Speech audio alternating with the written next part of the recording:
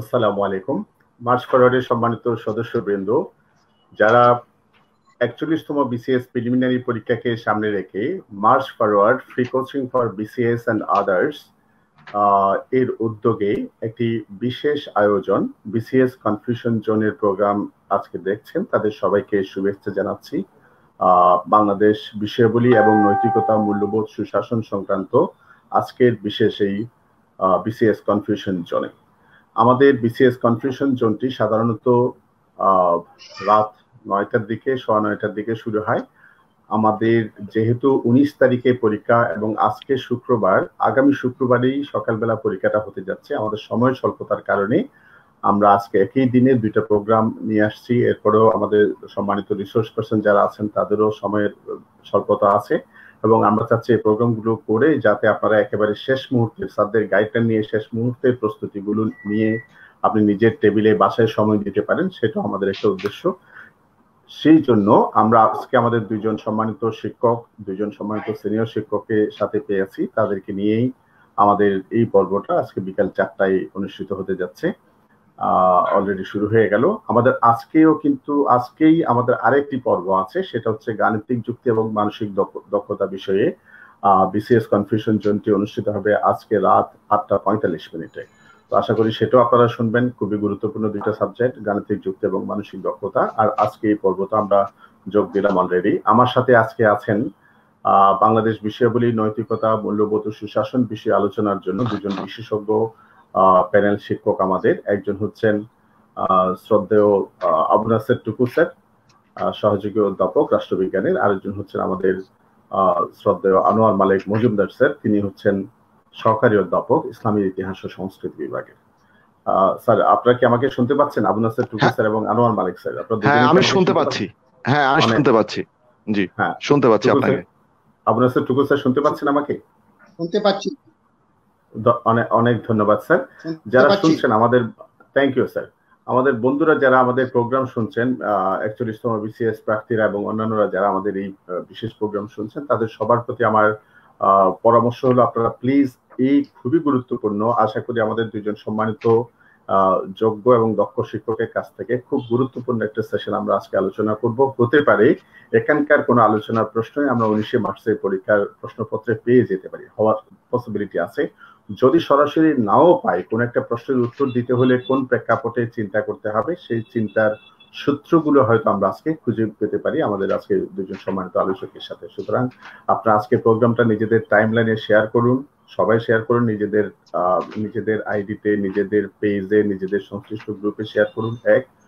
২ নম্বর হচ্ছে যারা ৪১তম বিসিএস পরীক্ষার্থী তাদেরকে বেশি বেশি তাদের নামগুলো মেনশন করুন, যাতে তারাও শুনতে পারে, কোনো কনফিউশন যদি এরপরেও থাকে তাদের সাথে যাতে আলোচনা করতে পারেন। প্লাস তাদেরকে শোনার জন্য তাদের নামগুলো মেনশন করুন। এবং আপনাদের কাছে যে প্রশ্নগুলো মনে হচ্ছে কনফিউজিং, বেশি পরীক্ষায় আসে, গুরুত্বপূর্ণ কোনো বিষয়ে যদি আপনার দ্বিধা থাকে, কনফিউশন থাকে, আপনি আমাদের কমেন্ট বক্সে সেই প্রশ্নগুলো জানিয়ে দিন, কমেন্টে লিখুন। আমরা চেষ্টা করবো আমাদের সম্মানিত অতিথিদের কাছ থেকে বাংলাদেশ বিষয়াবলী, নৈতিকতা, মূল্যবোধ, সুশাসন সম্পর্কিত যে প্রবলেমগুলো পাবো সেগুলো নিয়ে আলোচনা করার জন্য। তাহলে আমি সরাসরি চলে যাচ্ছি আমাদের হ্যাঁ, ওয়ালাইকুম আসসালাম মোস্তফা কামাল, জনি, জয়ন্ত মন্ডল, জয়, যারা সালাম নমস্কার দিচ্ছেন তাদের সবাইকে সালাম, আদাব। হ্যাঁ, সিদ্দিকা, ওয়ালাইকুম আসসালাম। আমরা তাহলে শুরু করতে যাচ্ছি। প্রথমেই আমি একটা প্রশ্ন দিতে চাই আমাদের শ্রদ্ধেয় আবু নাসের টুকু স্যারকে। স্যার, একেবারে সরাসরি কিছু প্রশ্নে চলে যাচ্ছি। আমরা সকলেই জানি তোমাদের যারা পরীক্ষার্থী, সেটা হচ্ছে ৪১তম বিসিএস আমরা যে পরীক্ষাটা দিব, ৩০ নম্বর হচ্ছে প্রিলিমিনারিতে পরীক্ষা থাকে। আবার এই ৩০ নম্বরের জন্য দেখা যাচ্ছে ৯টি সিলেবাসে টপিক উল্লেখ করা হয়েছে বাংলাদেশ বিষয়াবলীর ক্ষেত্রে। এই ৯টি টপিকের মধ্যে তো আমাদের ছাত্রছাত্রী যারা পরীক্ষার্থী সবাই প্রস্তুতি নিয়েছেন। এর মধ্যে যে কিছু কমন প্রশ্ন আছে যেগুলো পরীক্ষায় বেশি আসে এবং যেগুলো আমাদেরকে বেশি কনফিউজ করে আমাদের তথ্যসূত্রের বিভিন্নতার কারণে, সেখান থেকে আমি কয়েকটা প্রশ্ন আপনাকে দিয়ে শুরু করতে চাই। প্রথম প্রশ্নটা হচ্ছে আমার, মহান মুক্তিযুদ্ধ চলাকালীন আমাদেরকে প্রথম কোন দেশ স্বাধীনতার স্বীকৃতি দেয়? কোন কোন একেবারে সরকারি তথ্য সমৃদ্ধ বইতে আছে ভুটান, কোন কোন বইতে আছে ভারত। এই বিষয়ে কিভাবে আমরা আমাদের কনফিউশন রিমুভ করতে পারি? শ্রদ্ধেয় টুকু স্যার যদি আমাদেরকে বলতেন প্লিজ। আপনাকে ধন্যবাদ, সবাইকে ধন্যবাদ। এটা আসলে একটা কনফিউশন প্রশ্ন। অনেক সময় দেখা যায় ভুটানের কথাই থাকে না, সেক্ষেত্রে আমাদের প্রিয় ছাত্রছাত্রীদের কোনো সমস্যা হয় না, তারা ভারত দেয়। তবে বাংলাদেশের মাননীয় প্রধানমন্ত্রী সংসদে সরাসরি তার বক্তৃতায় বলছেন যে ভুটান বাংলাদেশকে প্রথম স্বীকৃতি দিয়েছে এবং বাংলাদেশের পররাষ্ট্র মন্ত্রণালয় এটা স্বীকার করে নিয়েছে। সুতরাং আমি প্রিয় ছাত্রছাত্রীদেরকে বলবো, যখন ভুটান এবং ভারত থাকবে তখন ভুটানকে দিবেন, আর ভুটান যদি না থাকে তাহলে ভারতকে দিবেন।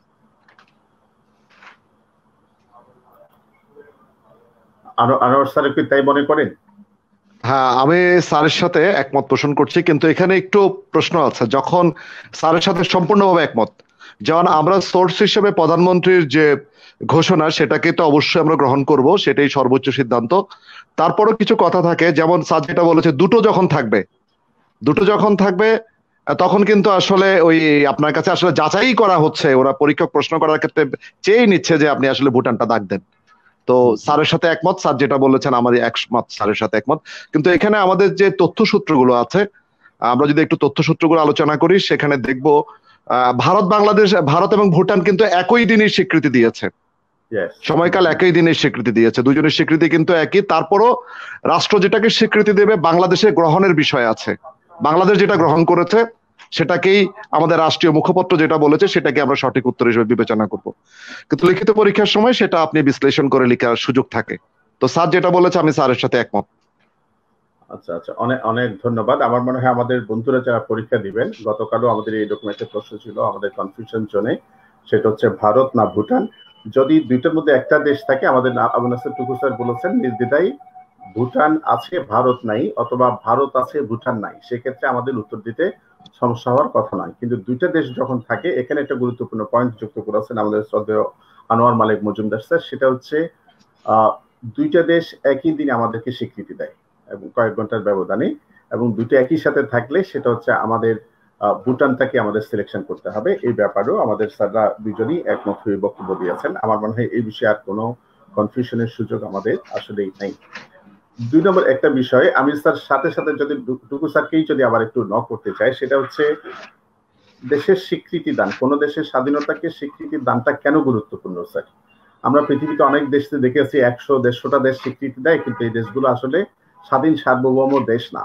আবার কোন কোন দেশকে দেখা যায় অল্প কিছু দেশ স্বীকৃতি দিয়েছে, যেমন P5 নামে যেগুলো জাতিসংঘের নিরাপত্তা পরিষদের রাষ্ট্রগুলো আছে বা গুরুত্বপূর্ণ যে রাষ্ট্রগুলো আছে সেগুলো স্বীকৃতি দিলে এর একটা এস্টাবলিশ রাষ্ট্র হয়ে যায়, যেমন আমরা ফিলিস্তিনের কথা বলতে পারি। হ্যাঁ, এই ধরনের বিষয়টার গুরুত্বটা কোন জায়গায় আছে? আন্তর্জাতিক স্বীকৃতিটা কোন স্বাধীন সার্বভৌম দেশের জন্য কেন গুরুত্বপূর্ণ, যদি সংক্ষেপে বলতেন। আপনাকে ধন্যবাদ। আপনি বিয়ে করার পর কেন সামাজিক অনুষ্ঠান করেন?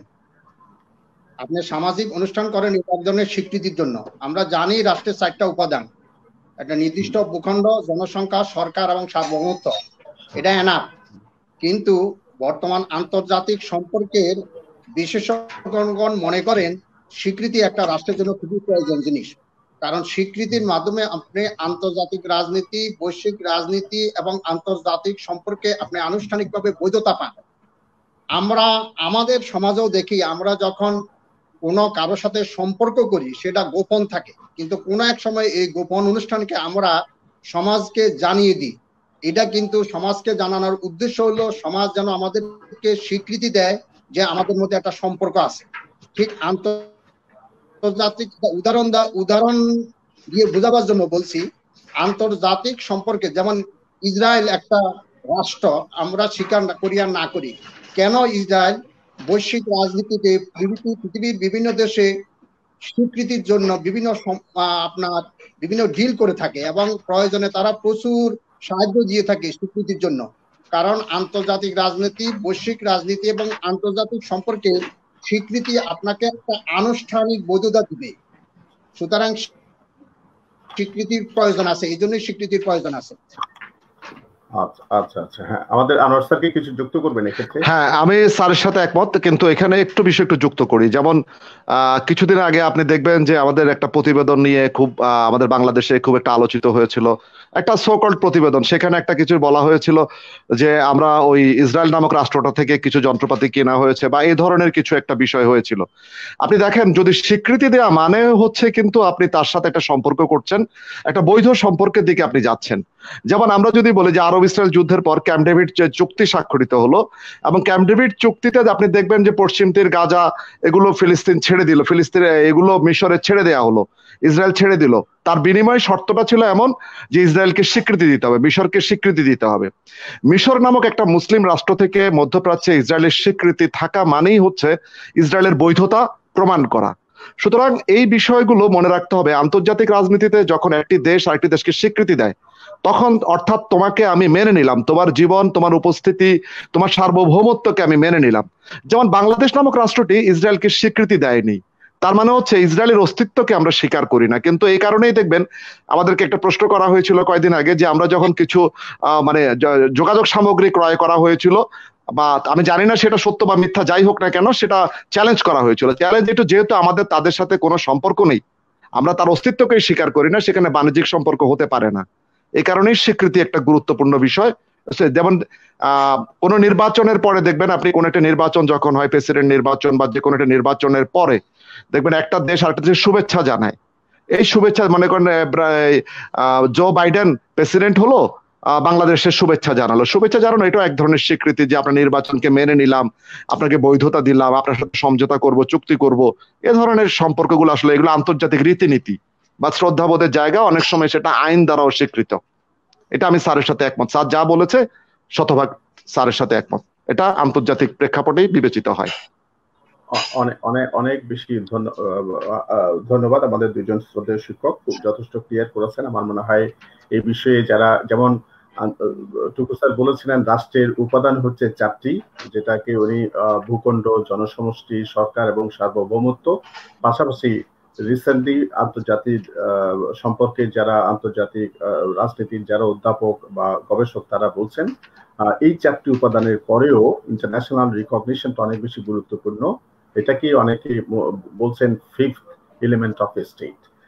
হাওয়েভার আমি এখন আমাদের আনোয়ার স্যারের কাছ থেকে একটু বিষয় জানতে চাচ্ছিলাম, সেটা হচ্ছে বাংলাদেশ পুলিশ বাহিনীতে মহিলা সদস্য কবে নিয়োগ করা হয়। এই ব্যাপারে দেখা যায় যে এক একটা সূত্রে এক এক রকমের তথ্য উপস্থাপন করা হয়েছে। এই ব্যাপারে কি আপনি একটু ক্লিয়ার করবেন আমাদের পরীক্ষার্থীদের উদ্দেশ্যে? আচ্ছা, দেখেন, সামরিক বাহিনীতেও কিছু বেসামরিক লোক নিয়োগ করা হয়। হ্যাঁ, আপনি দেখবেন যে সশস্ত্র বাহিনীতে কিছু বেসামরিক লোক থাকে, কিন্তু তারা নিয়োগপ্রাপ্ত হন। ঠিক তেমনি ভাবে আমাদের দেশে 76 সালেই আসলে সরাসরি মহিলা পুলিশ নিয়োগ করা হয়, এটি বিষয় ছিল। এবং এই ক্ষেত্রে কিছু কিছু তথ্য মাঝে মাঝে আমাদের স্বীকৃতি দিচ্ছে যে 74 সালে একটা নিয়োগের কথা বলা হয়। তবে এটা সরাসরি পুলিশিং এর সাথে জড়িত ছিলেন কিনা সেই তথ্যটি আমার কাছে পরিষ্কার নয়, যদিও কিছু কিছু বইতে সেগুলো লেখা হয়। কিন্তু মানে বাংলাদেশে যেটা বলা হয়, বাংলাদেশ পুলিশ বাহিনীতে সরাসরি পুলিশিং এর জন্য পুলিশ সদস্য নিয়োগ করে 1976 সালে। আমার জানা মতে এই তথ্যটুকু, আমি এতটুকুই জেনেছি তাদের ওয়েবসাইট বা বিভিন্ন তথ্য সূত্র থেকে, আর এর বেশি আমার জানা নেই। এটা হচ্ছে 1976 সাল, 76 সাল বলতে? জি জি, আমার কাছে সেটাই।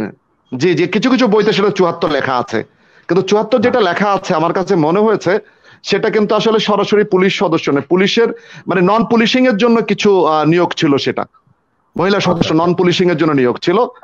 তারা কিন্তু আসলে পুলিশ সদস্য নয়, নন পুলিশিং এর জন্য নিয়োগ ছিল। তো এই জায়গাটাতে আমার কাছে মনে হয় পুলিশিং এর জন্য সরাসরি পুলিশ সদস্য 76 সালে নিয়োগ হয়ে থাকে, নিয়োগ হয়েছিল 76 সালে। টুকু স্যারের কোনো বক্তব্য আছে, ভিন্ন বক্তব্য নাকি স্যার এটাই সঠিক?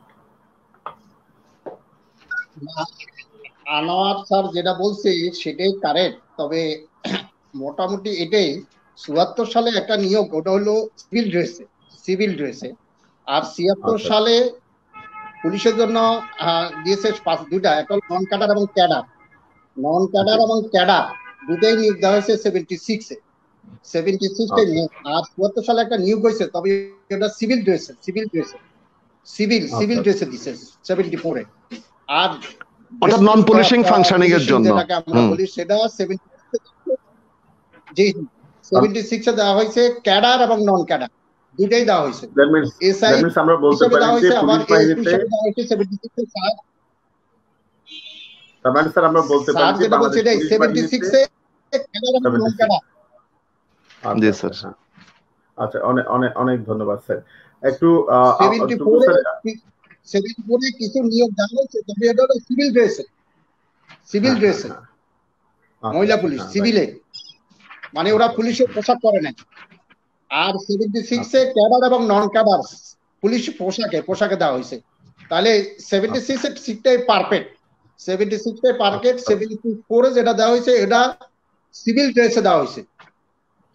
আচ্ছা আচ্ছা, ধন্যবাদ স্যার, বুঝাতে পারছি? আমরা জি স্যার, আমার কাছে ক্লিয়ার। আমার মনে হয় আমাদের পরীক্ষার্থী বন্ধুরা আপনারা যে প্রশ্নগুলো দিচ্ছেন আপনারা প্রশ্নগুলো করতে থাকুন। আমরা সময় সুযোগ হলে আমি কিছু আমার কনফিউশন জন্য আমার কিছু প্রশ্ন আছে সেগুলো একটু ক্লিয়ার করি। এগুলো আপনাদের জন্য অনেক বেশি গুরুত্বপূর্ণ এবং আমি যে প্রশ্নগুলো নিয়ে আসছি এগুলো আপনারা বিসিএস পরীক্ষায় অথবা পাবলিক সার্ভিস কমিশনের পরীক্ষায় পাবেন। আপনারা যেগুলো দিচ্ছেন সেগুলো থেকেও আমি কিছু প্রশ্ন নিব, খুব সন্নিকটে খুব ইমিডিয়েট আমি প্রশ্নগুলো নিব।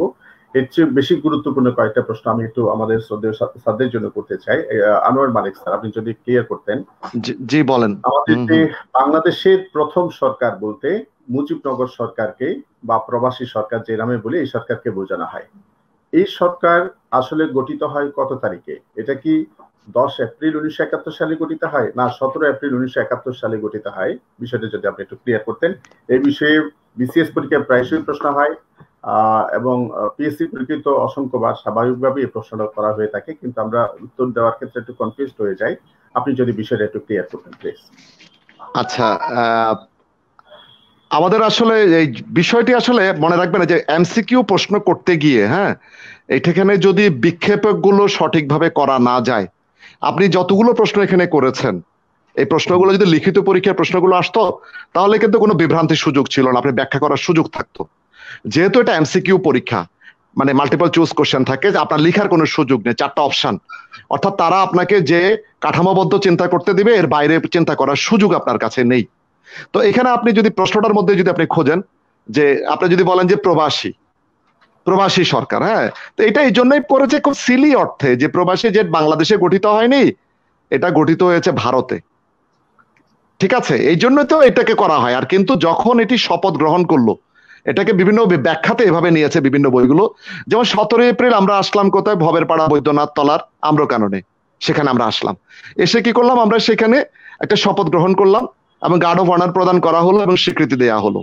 আচ্ছা, এই প্রশ্নটা যদি আমরা একটা প্রেক্ষাপটে যাই যে এটা কেন করা হয়েছিল, আসলে দেখেন, আপনি যখন 10 এপ্রিল যদি সরকার গঠন হয়, তো 10 এপ্রিলের সরকার গঠন যখন হবে তখন ওরা ভাবে যে না, এটা তো আসলে ভারতের মাটিতে হয়েছে, এটার মানে এটা একটা বিচ্ছিন্নতাবাদী সংগঠন। মানে পাকিস্তানিরা কিন্তু সেই সারা বিশ্বব্যাপী একটা প্রচারণা চালিয়েছিল যে আমরা একটা বিচ্ছিন্নতাবাদী এবং আমরা সেটা চাচ্ছি, পাকিস্তানের অখণ্ডতা আমরা রক্ষা করতে পারছি না, বিনষ্ট করার জন্য আমরা চেষ্টা করছি।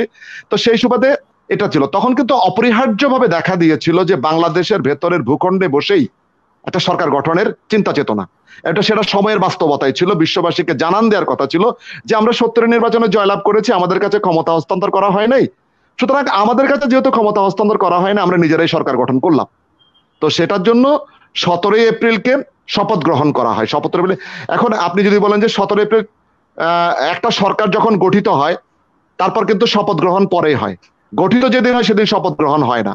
তো এটাকে যদি আমি আমার শিক্ষার্থীদেরকে বিভ্রান্ত না করার জন্য আমি যদি এভাবে বলি, আমাদের যে মুজিবনগর সরকার সেটি গঠিত হয়েছিল 10 এপ্রিল এবং এটি শপথ গ্রহণ করে 17 এপ্রিল। শপথ গ্রহণ করার মধ্যে দিয়েই সে তার কার্যক্রম শুরু করে, 17 এপ্রিলের পর থেকেই সে তার কার্যক্রম শুরু করে, ঠিক আছে। আমার কাছে মোটামুটি ব্যাখ্যা এটি আমাদের স্যার টুকুল স্যার আরো ভালো বলতে পারবেন, স্যার রাষ্ট্রবিজ্ঞানের স্যারের কাছে ব্যাখ্যাগুলো আরো সুন্দর থাকতে পারে। তবে আমার কাছে ব্যাখ্যাগুলো এরকম যে আমরা সব গঠন করেছি 10 এপ্রিল এবং আমরা একদম অ্যাকশনে গিয়েছি, বা আমাদের মুজিবনগর সরকার দ্বারা আমাদের যে সেক্টর কমান্ডার ঠিক করা হলো, আমাদের যুদ্ধ পরিচালনা করা হলো, একটি রাষ্ট্র যে তার সুনির্দিষ্ট নিয়ম কানুনের মধ্যে চলে, আমরা কিন্তু 17 তারিখের পর থেকে সেটা শুরু করেছিলাম। তো সেই হিসাবে আমি বলতে চাই শিক্ষার্থীরা এভাবে আনসার করবে, 10 এপ্রিল গঠিত হয়েছে, 17 এপ্রিল শপথ গ্রহণ করেছে। এখন স্যার হয়তো বা এর চেয়ে ভালো ব্যাখ্যা দিতে পারবেন, স্যার যেহেতু এই বিষয়ে বিশেষজ্ঞ। আমার কাছে এতটুকুই আনসার।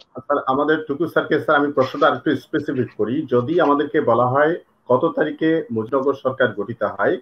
যদি 10 এপ্রিল বা 17 এপ্রিল একটা অপশন থাকে তাহলে আমরা হয়তো বিভিন্ন ভাবে একটা উত্তর চয়েস হিসেবে আমরা অল্টারনেটিভ বেস্ট আনসার হিসেবে আমরা নিতে পারি। কিন্তু যখন একই সাথে দুটি প্রশ্ন থাকে এবং 10 এপ্রিল আমরা যতটুকু জানি, স্যারের কথা থেকেও যতটুকু বুঝলাম, 10 এপ্রিল আসলে এই সরকারটি গঠনের ঘোষণা দেওয়া হয়, কিন্তু এটা আনুষ্ঠানিকভাবে যাত্রা শুরু করে হচ্ছে 17 এপ্রিল। তাহলে সেক্ষেত্রে কত তারিখে মুজিবনগর সরকার গঠিত হয় যদি প্রশ্নটা হয়, তাহলে আমার উত্তর কি 10 এপ্রিল হবে না 17 এপ্রিল হবে? প্লিজ টুকু স্যার। না, আনোয়ার মালিক স্যার যেটা বলছে এটাই কারেক্ট।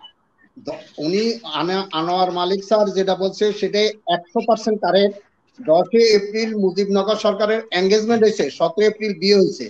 তাহলে আপনি যদি 10 এপ্রিল এবং 17 এপ্রিল দুটা থাকে তাহলে 17 এপ্রিল দিতে হবে, কারণ আমাদের মুজিবনগর দিবস কিন্তু 17 এপ্রিল।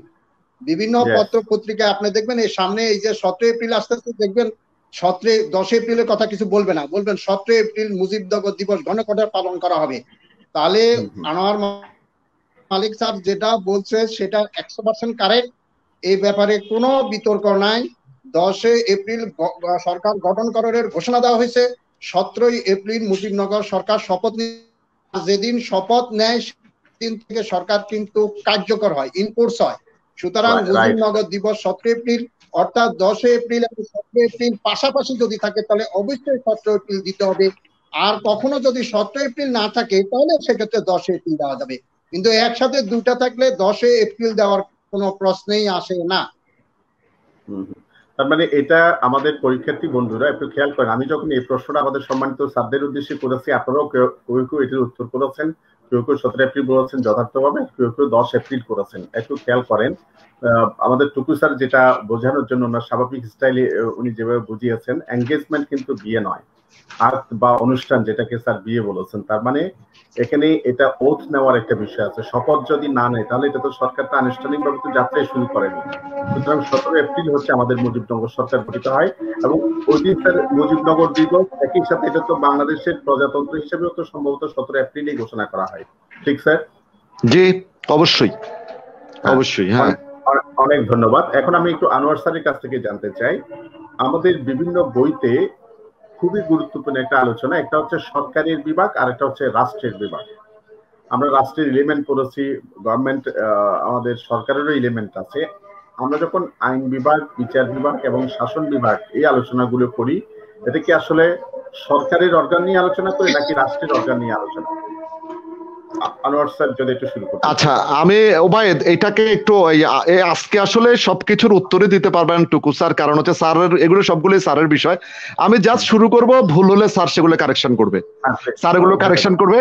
তো আমি যেটা বলছি যে আপনি যদি এই যে প্রশ্নটা আপনি করেছেন এটাকে আপনাকে স্থান বিবেচনায় করতে হবে। আপনি যদি ভারতের প্রেক্ষাপটে এই প্রশ্নটা করেন তাহলে এটার উত্তর হবে একরকম, আর বাংলাদেশের প্রেক্ষাপটে যদি প্রশ্নটা করেন তাহলে এটার উত্তর হবে একরকম।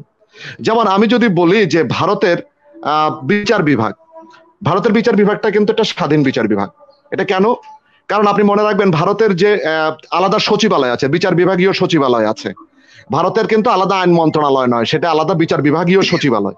কিন্তু বাংলাদেশে দেখবেন কিন্তু আমাদের একটা আইন মন্ত্রণালয় আছে, আমাদের একটা আইন মন্ত্রণালয় আছে, সেখান থেকে কিন্তু আমাদের সচিবালয়ের অধীনেই কিন্তু আমাদের এই বিচার ব্যবস্থাটা নিয়ন্ত্রিত হয়।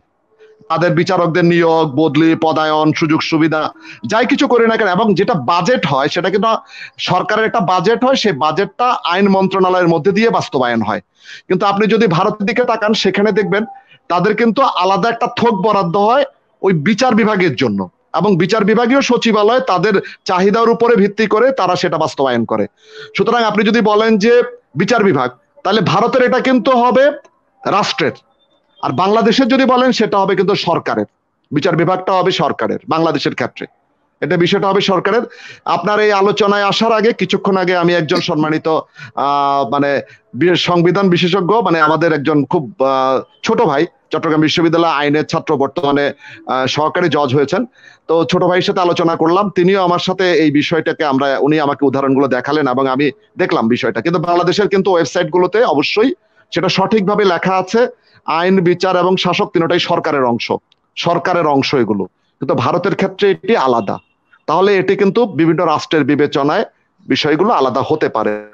আমি অতটুকু জেনেছি, এখন স্যার বিস্তারিত বলবেন, স্যার আর একটু ভালো করে বলবেন নিশ্চয়ই স্যার এই বিষয়গুলো। হ্যাঁ স্যার আমি টুকু স্যারের কাছে আসার আগে একটু স্যার একটু ইনপুট দিই আপনার আলোচনার সুবিধার জন্য আমাদের সম্মানিত দুইজন শিক্ষককে। সেটা হচ্ছে আমাদের যে শাসন বিভাগ, আইন বিভাগ, বিচার বিভাগ, এই তিনটা বিভাগ যে আলাদা এবং এগুলো যে পাওয়ার সংশ্লিষ্ট, মানে এটা হচ্ছে সরকার মানে রাষ্ট্রের পাওয়ার নিয়ে আলোচনার ক্ষেত্রে বিশিষ্ট রাষ্ট্রতাত্ত্বিক, সমাজবিজ্ঞানী এবং দার্শনিক মন্টেস্কিউ এগুলোর আলোচনা প্রথম আনুষ্ঠানিকভাবে করেছিলেন, অনেক বেশি ল্যাবরেটরি করেছিলেন এবং আমরা এগুলোকে অর্গান অফ গভর্নমেন্ট হিসেবে চিনি। তাহলে আমি টুকু স্যারকে একটু বলবো, যেটা আমাদের আনোয়ার স্যারও বললেন, সেটা একটু ক্লিয়ার করার জন্য। আমাদের আইন বিভাগ, বিচার বিভাগ, শাসন বিভাগ আসলে তিনটাই তো রাষ্ট্রের, কোনো সন্দেহ নাই, কিন্তু এগুলোকে আসলে রাষ্ট্রের অর্গান হিসেবে আমরা বেশি আমাদের আলোচ্য বিষয় নাকি সরকারের অর্গান হিসেবে আলোচ্য বিষয়, যদি আপনি একটু ক্লিয়ার করতেন স্যার। এটা সরকারের তিনটা বিভাগ, আইন বিভাগ, শাসন বিভাগ, বিচার বিভাগ। আনোয়ার স্যার ঠিকই বলছে, এটা সরকারের তিনটা বিভাগ। আর রাষ্ট্রের 4টি উপাদান, রাষ্ট্রের 4টি উপাদানের মধ্যে সরকার একটা উপাদান। আর সরকার যত কাজ করে, 3 ধরনের কাজ করে, 3 type of function government does. এই জন্য গভর্নমেন্টের 3টা ডিভিশন আছে। আপনি যত সরকারের যত কাজ আছে আপনি বলেন, হয় না আইন বিভাগ করে, না হলে এক্সিকিউটিভ করে, না হলে জুডিশিয়ারি করে। অর্থাৎ এটা সরকারের 3টা বিভাগ, আইন বিভাগ, শাসন বিভাগ, বিচার বিভাগ। এটা রাষ্ট্রের না, এটা সরকারের 3টা বিভাগ। সরকারের 3টা বিভাগ, রাইট স্যার। এখন যারা স্যার যেটা যিনি বললেন, এটা কিন্তু ইন্ডিয়া, পাকিস্তান, বাংলাদেশ বলে কথা নয় স্যার, আমার যদি ভুল না হয় এটা সব ক্ষেত্রে কিন্তু এটা সরকারেরই বিভাগ আসলে, কারণ এটা হচ্ছে কোন দেশে সারা বিশ্বে, হ্যাঁ হ্যাঁ, এটা সারা পৃথিবীতে। এটা এমন না যে কোনো দেশে বিচার বিভাগের স্বাধীনতা বেশি এক্সারসাইজ হয়, কোনো জায়গায় কম হয় বলে এটা রাষ্ট্রতাত্ত্বিক বা স্থানিক বিষয় নেই, এটা আসলে সরকারি বিভাগ হবে। আমার মনে হয় দুইজন স্যারই একমত হবেন এবং স্যার আপনাকে যিনি হয়তো এই তথ্যগুলো দিয়েছেন এটা নিয়ে আরো আলোচনা হতে পারে, তবে যতটুকু আমরা জানি এটা হচ্ছে যে সরকারেরই বিভাগ। তারপরেও আমাদের স্টুডেন্টরা মোটামুটি ভাবে নিশ্চিত হতে পারেন। আমি যার কথা বললাম মন্টেস্কিউর সেপারেশন অফ পাওয়ার থিওরি পড়লে এটা অনেক বেশি ভালোভাবে জানা যায়। আর আমি যদি আরেকটা প্রশ্ন একই সাথে, যেহেতু আমরা সরকারি বিভাগগুলো নিয়ে কথা বলছিলাম, আইন বিভাগের প্রধানকে, এরকম একটা প্রশ্ন নিয়ে আমাদের মধ্যে অনেক সময় বিতর্ক হতে দেখা যায়। বিশেষ ভাইবা বোর্ডেও জিজ্ঞেস করে আইন বিভাগের প্রধানকে। কেউ বলেন যে সংসদ নেতা, কেউ বলেন হচ্ছেন সভাপতি মানে স্পিকার, আবার কেউ বলেন রাষ্ট্রপতি। এই বিষয়ে যদি কনফিউশনটা রিমুভ করতেন আমাদের শ্রদ্ধা আবু নাসের টুকু স্যার, প্লিজ।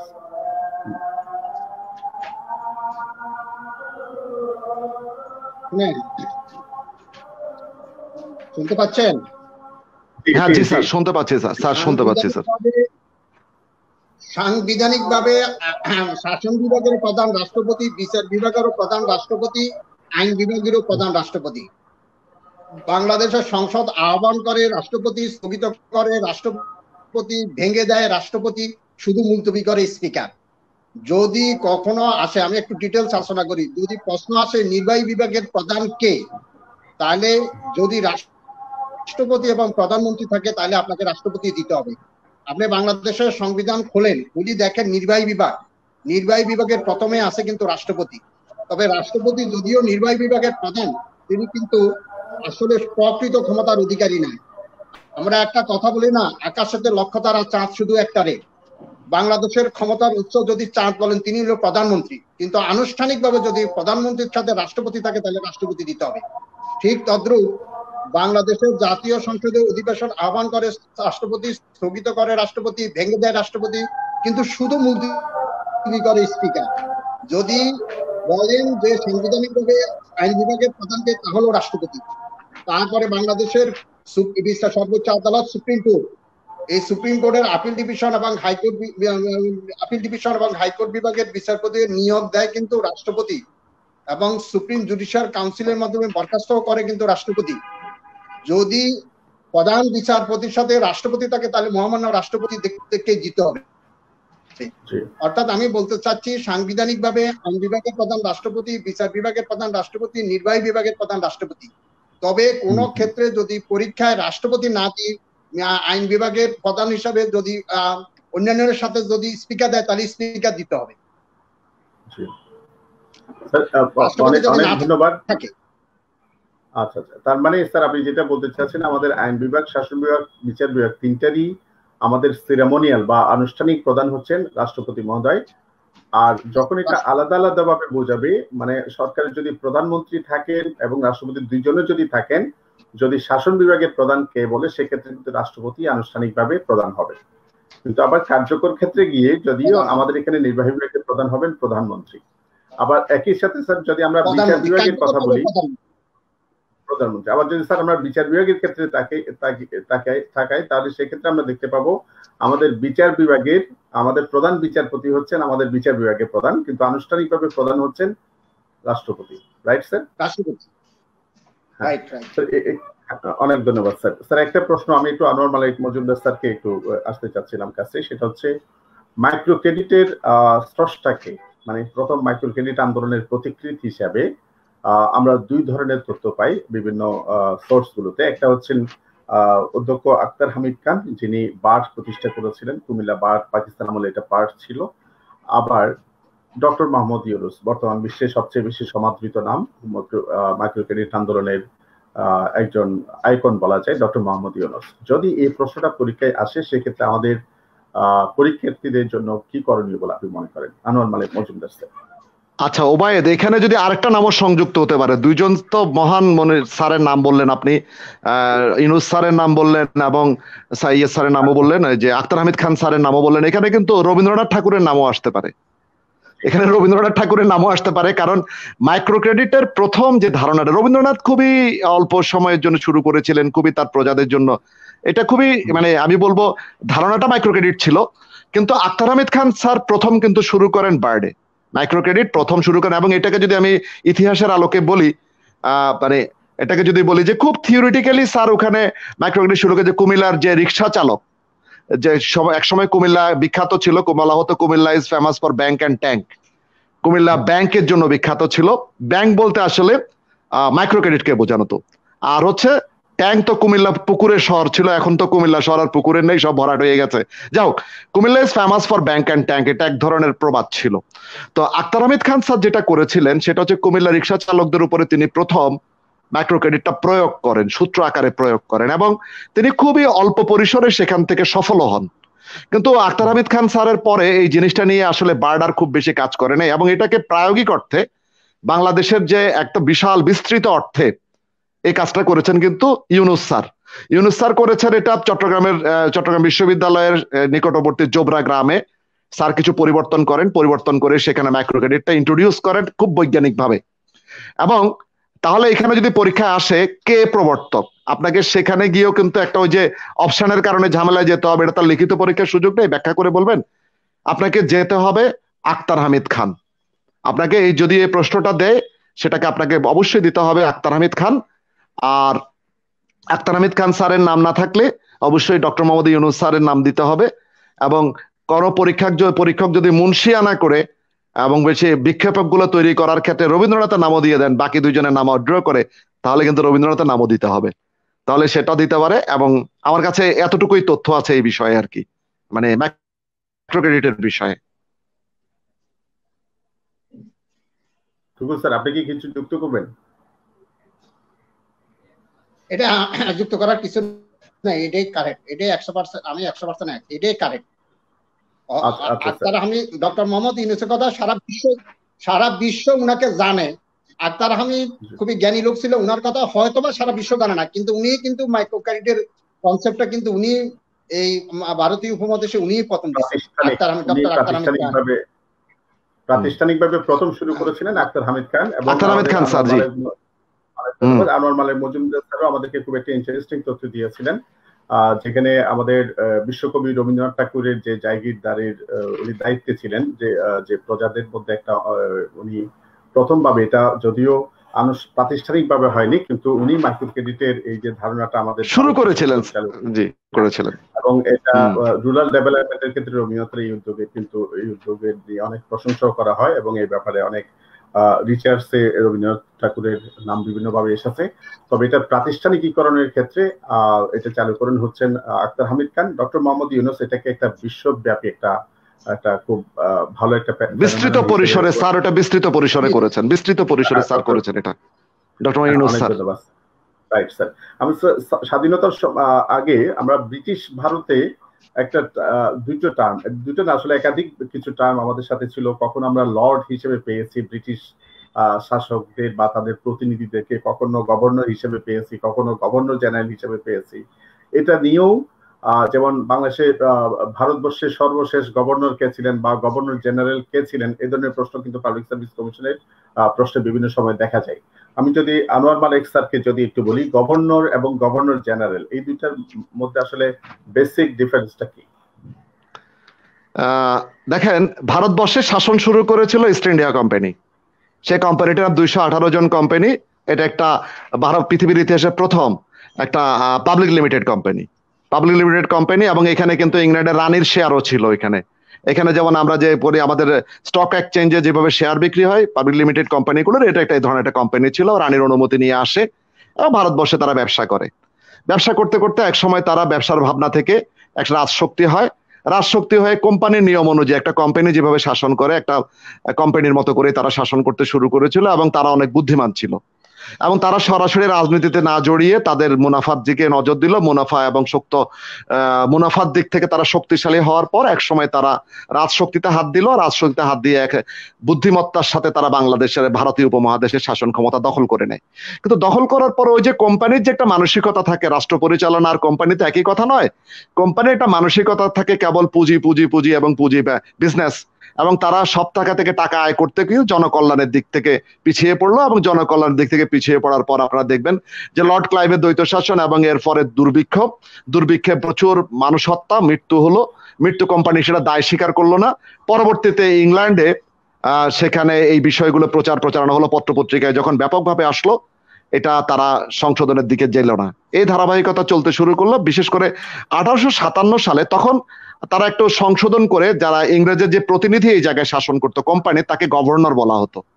এবং এরপর এইটা 1857 সালে সিপাহী বিদ্রোহের পর যখন দেখা গেল কি এটা মানে আস্তে আস্তে কোম্পানির সাথে দ্বন্দ্ব তৈরি হলো রানীর সাথে, এবং ব্রিটিশ পার্লামেন্টে এটা নিয়ে অনেক ধরনের ডিসকাশনও হলো। শেষ পর্যন্ত তারা একটা পরিবর্তন আনতে চেষ্টা করলো এবং পরবর্তীতে রানী কোম্পানির কাছ থেকে শাসনটা কেড়ে নিয়ে রানী নিজেই তার প্রতিনিধি দিয়ে শাসন করছিলেন। রানী যখন তার প্রতিনিধি প্রেরণ করলেন তখন তার উপাধি দিয়ে দিলেন তিনি গভর্নর জেনারেল। রানীর প্রতিনিধি অর্থাৎ কোম্পানির প্রতিনিধি যখন ছিল তখন তারা ছিল গভর্নর, এবং রানীর প্রতিনিধি হয়ে যারা যখন শাসন করতে আসতেন তারা গভর্নর জেনারেল ছিল। আমার এতটুকুই জানা আছে আর কি, মানে মোটামুটি এমসিকিউর জন্য এতটুকুই আমার মনে হয় জানা আছে আমার। স্যার আরো ভালো বলতে পারবেন স্যার যদি কিছু যোগ করেন। স্যার আমাকে বলছেন? হ্যাঁ শুনতে পাচ্ছি স্যার, শুনতে পাচ্ছি স্যার। আনার মালিক স্যার যেটা বলছে এটাই ঠিক। আমি অন্য একটু অ্যাঙ্গেলে বলি। পুরা ভারতের যিনি প্রধান ছিল তিনি ছিল গভর্নর জেনারেল, আর ভারতের ছোট ছোট বিভিন্ন রাজ্য ছিল, এক একটা রাজ্যের প্রধান ছিল গভর্নর। আর 1857 সালে যখন সিপাহী বিদ্রোহ হয়েছে তখন গভর্নর জেনারেলের নাম পরিবর্তন হয়ে গেছে ভাইসরয়। আর ভাইসরয় মানে রাজ প্রতিনিধি। উনি ঠিকই বলছে, গভর্নর জেনারেল ছিল পুরা ভারতের প্রধান আর গভর্নর ছিল এক একটা রাজ্যের প্রধান। গভর্নর দায়ী ছিল গভর্নর জেনারেলের কাছে, গভর্নর জেনারেল দায়ী ছিল ব্রিটিশ সরকারের কাছে। জি, আবার ব্রিটিশ সরকার যখন সরাসরি দায়িত্ব নেয় তখন এদের নাম হয়ে যায় viceroy, right sir? Viceroy, yes ঠিক আছে। এখানে একটু কথা স্যার যেটা বলেছে একদম ঠিক। এখানে শুধু দেখবেন এই যে যদি আমরা বলি যে একটু আগে তোমার প্রশ্ন ছিল যে ব্যামফিল্ড ফুলার আমাদের গভর্নর ছিল, এখানে ব্যামফিল্ড ফুলার ছিল বা যখন এটা আলাদা বঙ্গভঙ্গের পরে যখন করা হয়, তো এরকমও তো স্যার যেটা বলে ভারতের বিভিন্ন রাজ্যগুলো আলাদা আলাদা গভর্নর ছিল, তাদের চিফকে বলা হতো গভর্নর জেনারেল। এটা স্যার আরো ক্লিয়ার করেছে, এটাই সঠিক। স্যার যেটা বলেছে এটাই সঠিক। আমরা যেহেতু স্যার গভর্নর জেনারেলদের পাল্লায় আছি, ওই নক্ষত্রে এখন বসবাস করছি, একটা প্রশ্ন করি ওখান থেকেই। আমি এটা শ্রদ্ধেয় টুকু স্যারকে করতে চাই। আমরা অনেকেই জানি চিরস্থায়ী বন্দোবস্ত প্রবর্তন করেছিলেন লর্ড কর্নওয়ালিস 1993 সালে, এবং এটা নিয়ে পিএসসি অনেকবার প্রশ্ন হয়ে আছে, এটা নিয়ে বাংলাদেশের প্রেস সংক্রান্ত প্রশ্নে। চিরস্থায়ী বন্দোবস্তটা কি, খুব সংক্ষেপে যদি স্যার একটু ক্লিয়ার করতেন। চিরস্থায়ী বন্দোবস্তর বিষয়টা দিয়ে কি বোঝানো হয়? এটা তো আলোচনা করলে অনেক লম্বা আলোচনা হবে। ওই ইতিহাসে স্যার আমাদের স্যার ভালো বলতে পারবে। ইংরেজরা আমাদেরতে আসছে, তাদের উদ্দেশ্য হলো তো ব্যবসা। তবে ওরা তো এদেশের মাটি, মানুষ, সংস্কৃতি, মূল্যবোধ, আচার আচরণ, রীতিনীতি তারা ভালো বুঝে না। এই জন্য তারা একটা নির্দিষ্ট এলাকাকে আজীবনের জন্য এটা লিজ দিয়ে দিত আজীবনের জন্য, এই জন্য এটা চিরস্থায়ী। এতে তাদের দুটা সুবিধা হইতো। এক নম্বর সুবিধা হলো তারা এই ভারতে তাদের একটা এজেন্ট একটা লাঠিয়াল বাহিনী ঠিক করছে, যখন বিপদে পড়বে তখন এই লাঠিয়াল বাহিনী কিন্তু তাদেরকে প্রোটেকশন দিবে। এটার সোজা কথা হলো একটা নির্দিষ্ট এলাকা চিরস্থায়ীভাবে, একেবারে স্থিরস্থায়ীভাবে কোনো কিছু টাকার বিনিময়ে কাউকে লিজ দেওয়া, এটা হলো চিরস্থায়ী বন্দোবস্ত। সূর্য ডুবার আগে যদি খাজনা না দিতে পারতো উনি, তাহলে তার ওই যে জমিদারি বাতিল হয়ে যেত। এটাকে বলে ওই যে কি কথা বলে না, ওই সূর্য ডুবার আগে সূর্যাস্ত আইন। শুনতে পারছেন? সূর্যাস্ত আইন। জি স্যার, জি স্যার। সূর্যাস্ত আইন, সূর্যাস্ত আইন, জি স্যার। মানে এটা আলোচনা করলে অনেক বিশাল আলোচনা। শুধু এতটুকু জানেন, ওরা তো এদেশের মাটি, মানুষ, সংস্কৃতি, মূল্যবোধ, আচার আচরণ, রীতিনীতি ভালো বুঝে না। ওরা কাটা দিয়ে কাটা তুলতে চাইছে, ওদের অর্থের দরকার। এখন ওরা যদি সবার কাছে যায় বলে খাজনা দাও, খাজনা দাও, খাজনা দাও, তাহলে তো সম্পর্ক খারাপ হবে। এখন আমি আমার ভাইয়ের কাছে যাই, বলবো খাজনা দাও, আমি এটা অংশ তাদেরকে দিব, তার মানে আমি খারাপ হবো, আমার ভাইয়ের সাথে আমার সম্পর্ক খারাপ হবে, কিন্তু তারা ঠিকই থাকবে। তারা কইয়ের তেলে কই বাঁচতে চাইছিল, এক। আর দ্বিতীয় হলো, যখন কখনো ইংরেজদের বিরুদ্ধে যদি কোনো আন্দোলন বা বিদ্রোহ হয়, তখন আমি জমিদার তাদের ইংরেজদের লাঠিয়াল বাহিনী হিসেবে কাজ করব। ওরা খুব ব্রিলিয়ান্ট। ওই স্যার যে বলছে না, আমরা কথা কথা বলি না, বেটা ব্রিটিশ, বেটা নোয়াখাইলা, এইভাবে বলে না, ওরা খুব স্মার্ট এবং ব্রিলিয়ান্ট। এটাই ওই চিরস্থায়ী বন্দোবস্ত, আর কিছু না। এখানে একটা কথা স্যারের সাথে একদম, স্যার যেটা বলেছে এটাই ঠিক। দেখবা এরপরে দেখবে যে বাংলায় যে মানে অনেকগুলো আন্দোলন হলো, তারপরে যদি ফরাজি আন্দোলন বলো, তারপরে হচ্ছে তিতুমিরে বাঁশের কেল্লা, সব আন্দোলনগুলো কিন্তু জমিদারদের বিরুদ্ধে, ব্রিটিশদের বিরুদ্ধে না। সব আন্দোলনের কারণ ফ্রন্টলাইনে জমিদাররা ছিল, ফ্রন্টলাইনে ছিল। এবং তারা সবচেয়ে যে কাজটাই সফল হয়েছিল, তুমি দেখো ব্রিটিশরা আমাদেরকে 200 বছর শাসন করেছে। হ্যাঁ, তারা কিন্তু তাদের হাতে কিন্তু অনেক অত্যাচার, নিপীড়ন, নির্যাতনের ইতিহাস আছে।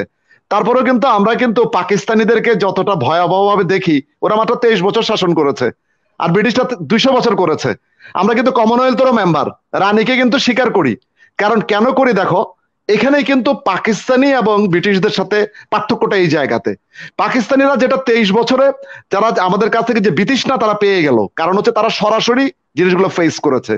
আর ব্রিটিশরা 200 বছর ধরে যা করলো তারা কিন্তু ওই জমিদারদের মাধ্যমেই ফেস করেছে।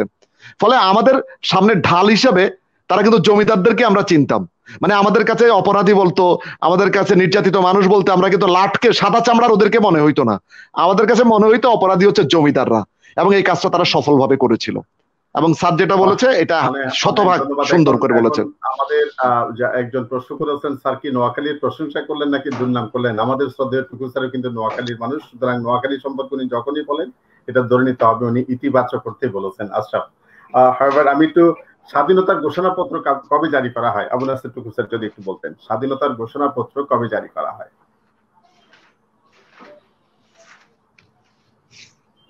টুকু স্যার। হ্যাঁ, আর স্বাধীনতার ঘোষণাপত্র আপনি ভেরি সিম্পল, একদম ভেরি সিম্পল। আপনি বাংলাদেশের সংবিধানের 7 তফসিলে যান, ওখানে লেখা আছে স্বাধীনতার ঘোষণাপত্র, তারিখ আছে 10 এপ্রিল। স্বাধীনতার ঘোষণাপত্র হলো মুক্তিযুদ্ধকালীন বাংলাদেশের সংবিধান, এবং এটা কার্যকরী ছিল 1971 সালের 26শে মার্চ থেকে 1972 সালের 10 এপ্রিল পর্যন্ত। সোজা কথা, আপনি এখন এই মুহূর্তে যদি আপনি সংবিধানটা খোলেন, ওখানে সংবিধানের 7 তফসিলে লেখা আছে স্বাধীনতার ঘোষণাপত্র, নিচের লেখা ডেট আছে 10 এপ্রিল। সুতরাং এটা নিয়ে আর কোনো কনফিউশন নাই, 10 এপ্রিল স্বাধীনতার ঘোষণাপত্র জারি হয়। তবে 17 এপ্রিল আনুষ্ঠানিকভাবে অধ্যাপক ইউসুফ আলী এটা পাঠ করে শোনান। কিন্তু স্বাধীনতার ঘোষণাপত্র জারি হয় 10 এপ্রিল। বাংলাদেশ সংবিধানের 7ম তফসিলে স্পষ্টভাবে তারিখ লেখা আছে, দেখেন। হ্যাঁ, রাইট স্যার। এটা 10 এপ্রিল, এটা নিয়ে আসলে বিরোধ করার কোনো সুযোগই নেই। স্যার যেটা বললেন সেটা 10 এপ্রিলই জারি করা হয়, এটা 17 এপ্রিল। এটা আনুষ্ঠানিকভাবে পাঠ করেছিলেন অধ্যাপক ইউসুফ আলী, রাইট স্যার? অধ্যাপক ইউসুফ আলী। স্যার আমাদের তো অন্তর্বর্তীকালীন সংবিধান ছিল, এটা সংবিধানে, হ্যাঁ স্যার যেটা বললেন সংবিধানের 7ম তফসিলে গিয়ে কেউ এটা দেখে নিতে পারেন, যারা কনফিউজ হচ্ছেন বা এটা মনে করেন তারা একটু দেখে নিতে পারেন। আমি একটু একই সাথে স্যারকে একটা বিষয় জিজ্ঞেস করতে চাই, আমাদের টুকু স্যারকে। আমাদের যে 11টি সেক্টরে ভাগ করা হয় সারা বাংলাদেশে মুক্তিযুদ্ধের সময়, এটা কখন করা হয়, এপ্রিল না জুলাই মাসে? 11 এপ্রিল, 10 এপ্রিল, 11 জুলাই, 3 ধরনের তথ্য পাওয়া যায়। আপনি যদি একটু ক্লিয়ার করতেন প্লিজ। আবুল নাসের টুকু 11টি সেক্টরে কখন বিভক্ত করা হয়? জি জি 11টি সেক্টরে। জি জি জি আচ্ছা, এটা আমাদের মনে হয় ওই যে ইতিহাসে সাথ দিলে ভালো হবে। এটা আপনার তারিখগুলো কি বলছেন আবার বলুন তো একটু কাইন্ডলি। 10 এপ্রিল, 11 এপ্রিল এবং 10 এপ্রিল, 11 এপ্রিল, 11 জুলাই, 3টা ডেট আছে বিভিন্ন বইতে। আনোয়ার মালিক স্যার একটু বলবেন? এক মিনিট পরে, আমি 1 মিনিট পরে বলবো। মেবি আই এম রং, এটা 11 জুলাই হতে পারে আনুষ্ঠানিকভাবে। 11 জুলাই মেবি আই এম রং। হ্যাঁ maybe I am wrong, maybe I am wrong, এটা 11 জুলাই হতে পারে। আচ্ছা ধরে দেখতেছি স্যার, ওই যে আসাদুজ্জামান টিপু বাংলাদেশকে প্রথম স্বাধীনতার স্বীকৃতি দেয় ভুটান, এটা নিয়ে আমরা যদি পরবর্তী আলোচনার পরে আপনি একেবারে আলোচনা শুরুতে গেলে এই প্রশ্নটার আলোচনা আমরা করেছি, ডিটেইলস আছে, আপনি সেখানে গিয়ে পাবেন।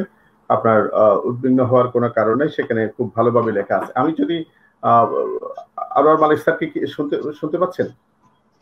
হ্যাঁ, এই প্রশ্নটার উত্তর একটু পরে দেব, একটু পরে দেব, এই প্রশ্নটার উত্তর একটু পরে দেব।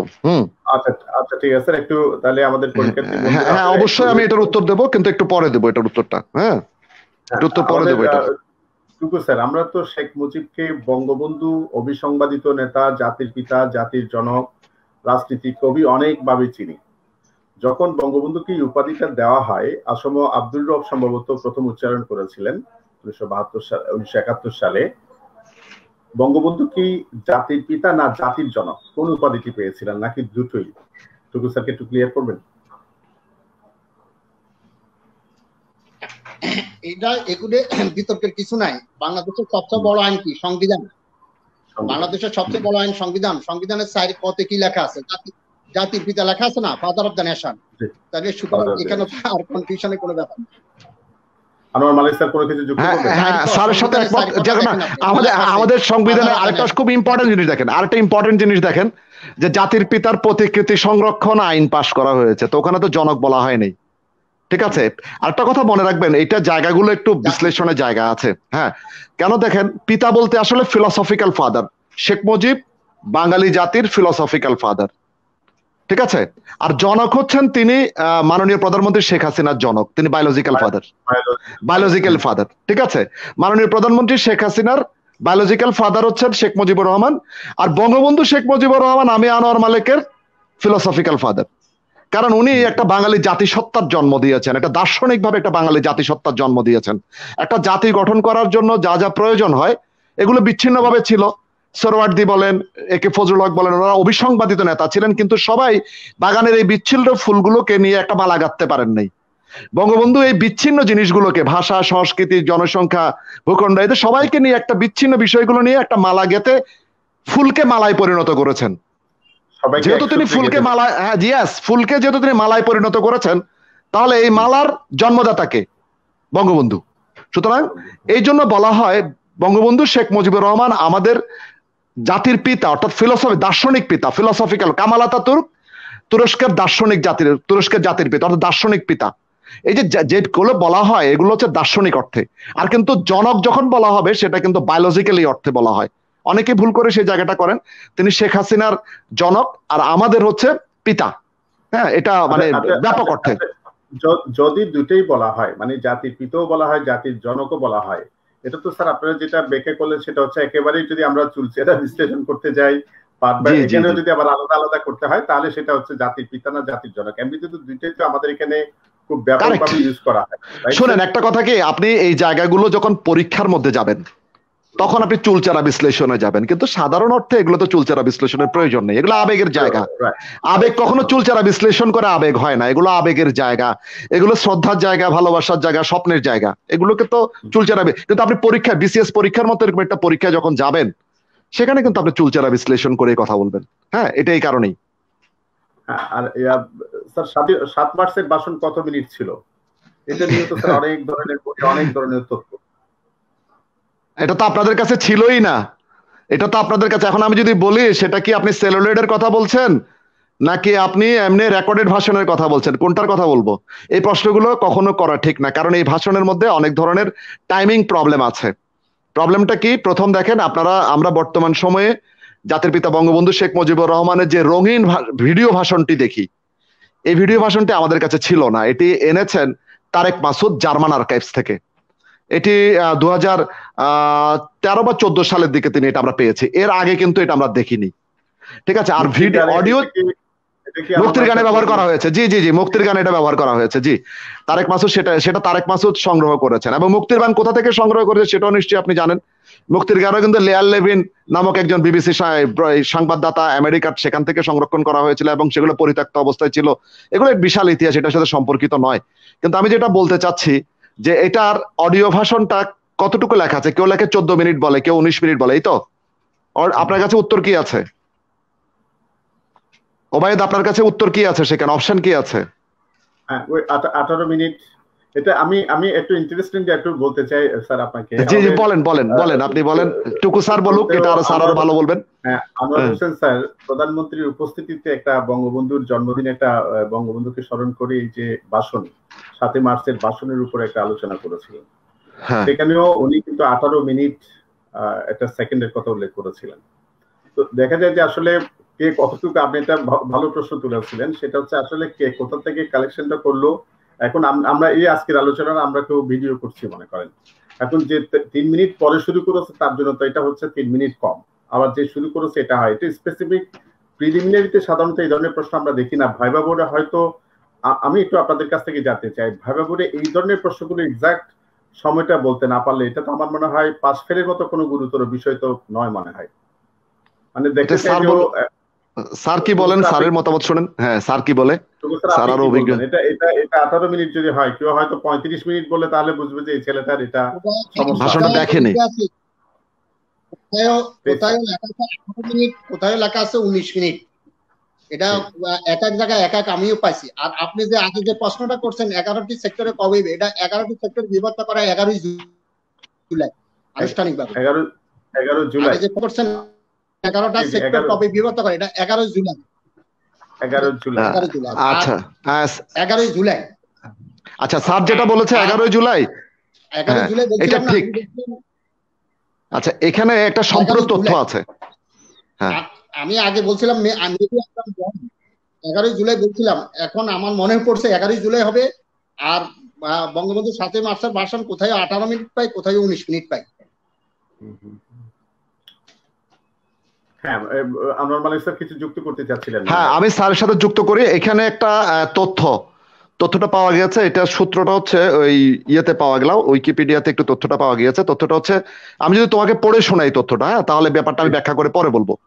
1971 সালের 4 এপ্রিল সিলেটের তেলিয়াপাড়ায় পাকিস্তান সেনাবাহিনীর east Bengal rifles, answer, police বাহিনীর উচ্চপদস্থ বাঙালি সদস্যরা এক বৈঠকে মিলিত হয়ে পাকিস্তানের হানাদার বাহিনীর বিরুদ্ধে এক সম্মিলিত আক্রমণের পরিকল্পনা করে। এ সবাই মুক্তিযুদ্ধে অংশগ্রহণকারী বাহিনীর সাংগঠনিক ধারণা, কমান্ড, রূপরেখা পরিণত হয়। এবং এই সেবার মধ্যেই সেই সময়ে এটাকে কি করা হয়, 11টি সেক্টর এবং 3টি সাব সেক্টরে বিভক্ত করা হয়, 3টি ব্রিগেড ফোর্সে বিভক্ত করা হয়। 11টি সেক্টর, 65টি সাব সেক্টর এবং 3টি ব্রিগেডে বিভক্ত, 64টি সাব সেক্টর এবং ব্রিগেডে বিভক্ত করা হয়। এটা একটা তথ্য পায় বিধায় কিন্তু একটা বিভ্রান্তি তৈরি হয়। যেটা স্যার যেটা বলেছে জুলাই, এটা ঠিক আছে, কিন্তু এরকম একটি তথ্য কিন্তু পাওয়া যায়, কিন্তু এটার সূত্রটা মানে সঠিকভাবে পরিষ্কার নাই। এই কারণেই তোমার কাছে এটা বিতর্কিত প্রশ্ন মনে হয়। আমি কি ওবায়দকে বোঝাতে পেরেছি? ওবায়দ, মানে স্যার যেটা বলেছে এটা কিন্তু প্রতিষ্ঠিত তথ্য, স্যার যেটা বলেছে, কিন্তু পাশাপাশি এই তথ্যটা বাজারে ব্যাপক চলমান। যে ব্যাপক চলমান কি, আমাদের তো একটা সমস্যাই হলো যে যদিও এটা বাংলাদেশের ঘটনা, আমাদের দেশের, আমাদের সবচেয়ে আমাদের বাঙালি জাতীয় জীবনের 100 বছর বলি, 1000 বছর বলি, সবচেয়ে গুরুত্বপূর্ণ মাইলস্টোন টাইম, এবং ওই সময়ের অনেক মানুষ এখনো বেঁচে আছেন, সব মানে সুস্থ মাথায় ভালোভাবে বেঁচে আছেন। আনফরচুনেটলি এই সমস্ত বিষয়ে আমাদের তথ্যের উৎসগুলো হয় যিনি লিখছেন তার মনের মতো করে লিখছেন। এখন দেখা যায় যে একই বিষয়ে, এবং যারা লিখছেন এরা কিন্তু খুবই গুরুত্বপূর্ণ আমাদের জাতীয় জীবনের জন্য, স্বাধীনতার। হ্যাঁ, ওনারা সবাই গুরুত্বপূর্ণ, কাউকে অগ্রাহ্য করা যায় না, তথ্যগুলো কাউকে অগ্রাহ্য করা যায় না, অগ্রাহ্য করা যায় না। এখন মনে করেন সেক্ষেত্রে সেক্টর কমান্ডারদের লেখা বই আছে, ওই সময় ইতিহাসবিদদের লেখা বই আছে, বুদ্ধিজীবীদের লেখা বই আছে, এবং কোনটাকে আপনি যেটা বললেন একেবারে হুট করে নাকচ করাটাও এটা মানে অনেকটা অস্বাভাবিক, মানে এটা কি সম্ভব নয়, এরকম কিছু বিষয় আমাদের থাকে। আমরা স্যার একটু অন্য একটা বিষয়ে একটু আসতে চাই, সেটা হচ্ছে জাতীয় সঙ্গীতের সুরকারকে। রবীন্দ্রনাথ ঠাকুর না গগন হরকরা? আনোয়ার মালিক স্যার। শোনো, রবীন্দ্রনাথ ঠাকুর একজন বাঙালি এবং রবীন্দ্রনাথ এটি সমার্থক শব্দ। তুমি রবীন্দ্রনাথ ছাড়া বাঙালিকে কল্পনাও করতে পারবে না। রবীন্দ্রনাথের সাহিত্যে একটা কথা বলেছে, রবীন্দ্রনাথ একদিন বলে গিয়েছিল এই কথাটা, বাঙালি হয়তোবা একদিন আমার সাহিত্য কর্মকে ছাড়িয়ে যাবে, কিন্তু এই কথা আমি হলফ করে বলতে পারি, বাঙালি কোনোদিনও আমার সঙ্গীতকে ছাড়িয়ে যেতে পারবে না। আমি তোমাকে লাইনটা আরেকবার বলি, বাঙালি হয়তোবা একদিন আমার সাহিত্য কর্মকে ছাড়িয়ে যাবে, কিন্তু একথা আমি হলফ করে বলতে পারি যে বাঙালি কোনোদিনও আমার সঙ্গীতকে ছাড়িয়ে যেতে পারবে না। এটা বলছি একটু ব্যতিক্রমী কথা, এই জন্যই বলছি। দেখো, যে গান শুনে আমার দাদা প্রেমে পড়েছিল, দাদির সাথে প্রেম করেছিল, সেই একই গান আমার বাবার ক্ষেত্রে প্রযোজ্য, এই গান আমার ক্ষেত্রেও প্রযোজ্য, আমার ছেলেও কিন্তু একই রকম ভাবে যায়। তাহলে তুমি দেখো রবীন্দ্রনাথের গানের যে ঐশ্বর্য, এবং গগন হরকারা দ্বারা তিনি প্রভাবিত হয়েছিলেন, এবং রবীন্দ্রনাথের গ্রহণ করার ক্ষমতা ছিল অনেক বেশি। তোমরা জানো যে রবীন্দ্রনাথের বেশিরভাগ গানগুলো তোমরা দেখবে আইরিশ সুর দ্বারা প্রভাবিত। রবীন্দ্রনাথ দীর্ঘদিন আয়ারল্যান্ডে ছিলেন, সুতরাং রবীন্দ্রনাথের গ্রহণ করার মতো ক্ষমতা ছিল অসাধারণ, এবং সেটাকে গ্রহণ করা তোমাকে মনে রাখতে হবে। তুমি যদি অনেক বই না পড়ো তাহলে কিন্তু তুমি লিখতে পারবে না, তো তুমি যদি অনেক গান না শুনো তাহলে তুমি গান সৃষ্টি করবে কিভাবে? গগন হরকারার সেই গানটা, বিখ্যাত গানটা, আমি কোথায় পাবো তারে আমার মনের মানুষ জেরে, আমার সোনার বাংলা আমি তোমায় ভালোবাসি, এটা কিন্তু পরিবর্তন হয়েছে। রবীন্দ্রনাথ তার স্বকীয়তা এনেছেন, গগন হরকারার সুরটা তিনি সরাসরি গ্রহণ করেননি। কিন্তু বর্তমান সময় কেন জানি এই বিষয়টা খুবই প্রচার করা হচ্ছে যে গগন হরকারার সরাসরি সুর। আমি তো তোমাকে গানের কথাই বললাম, গগন হরকারার গানটা হচ্ছে এরকম, আমি কোথায় পাবো তারে আমার মনের মানুষ জেরে, আমার সোনার বাংলা আমি তোমায় ভালোবাসি।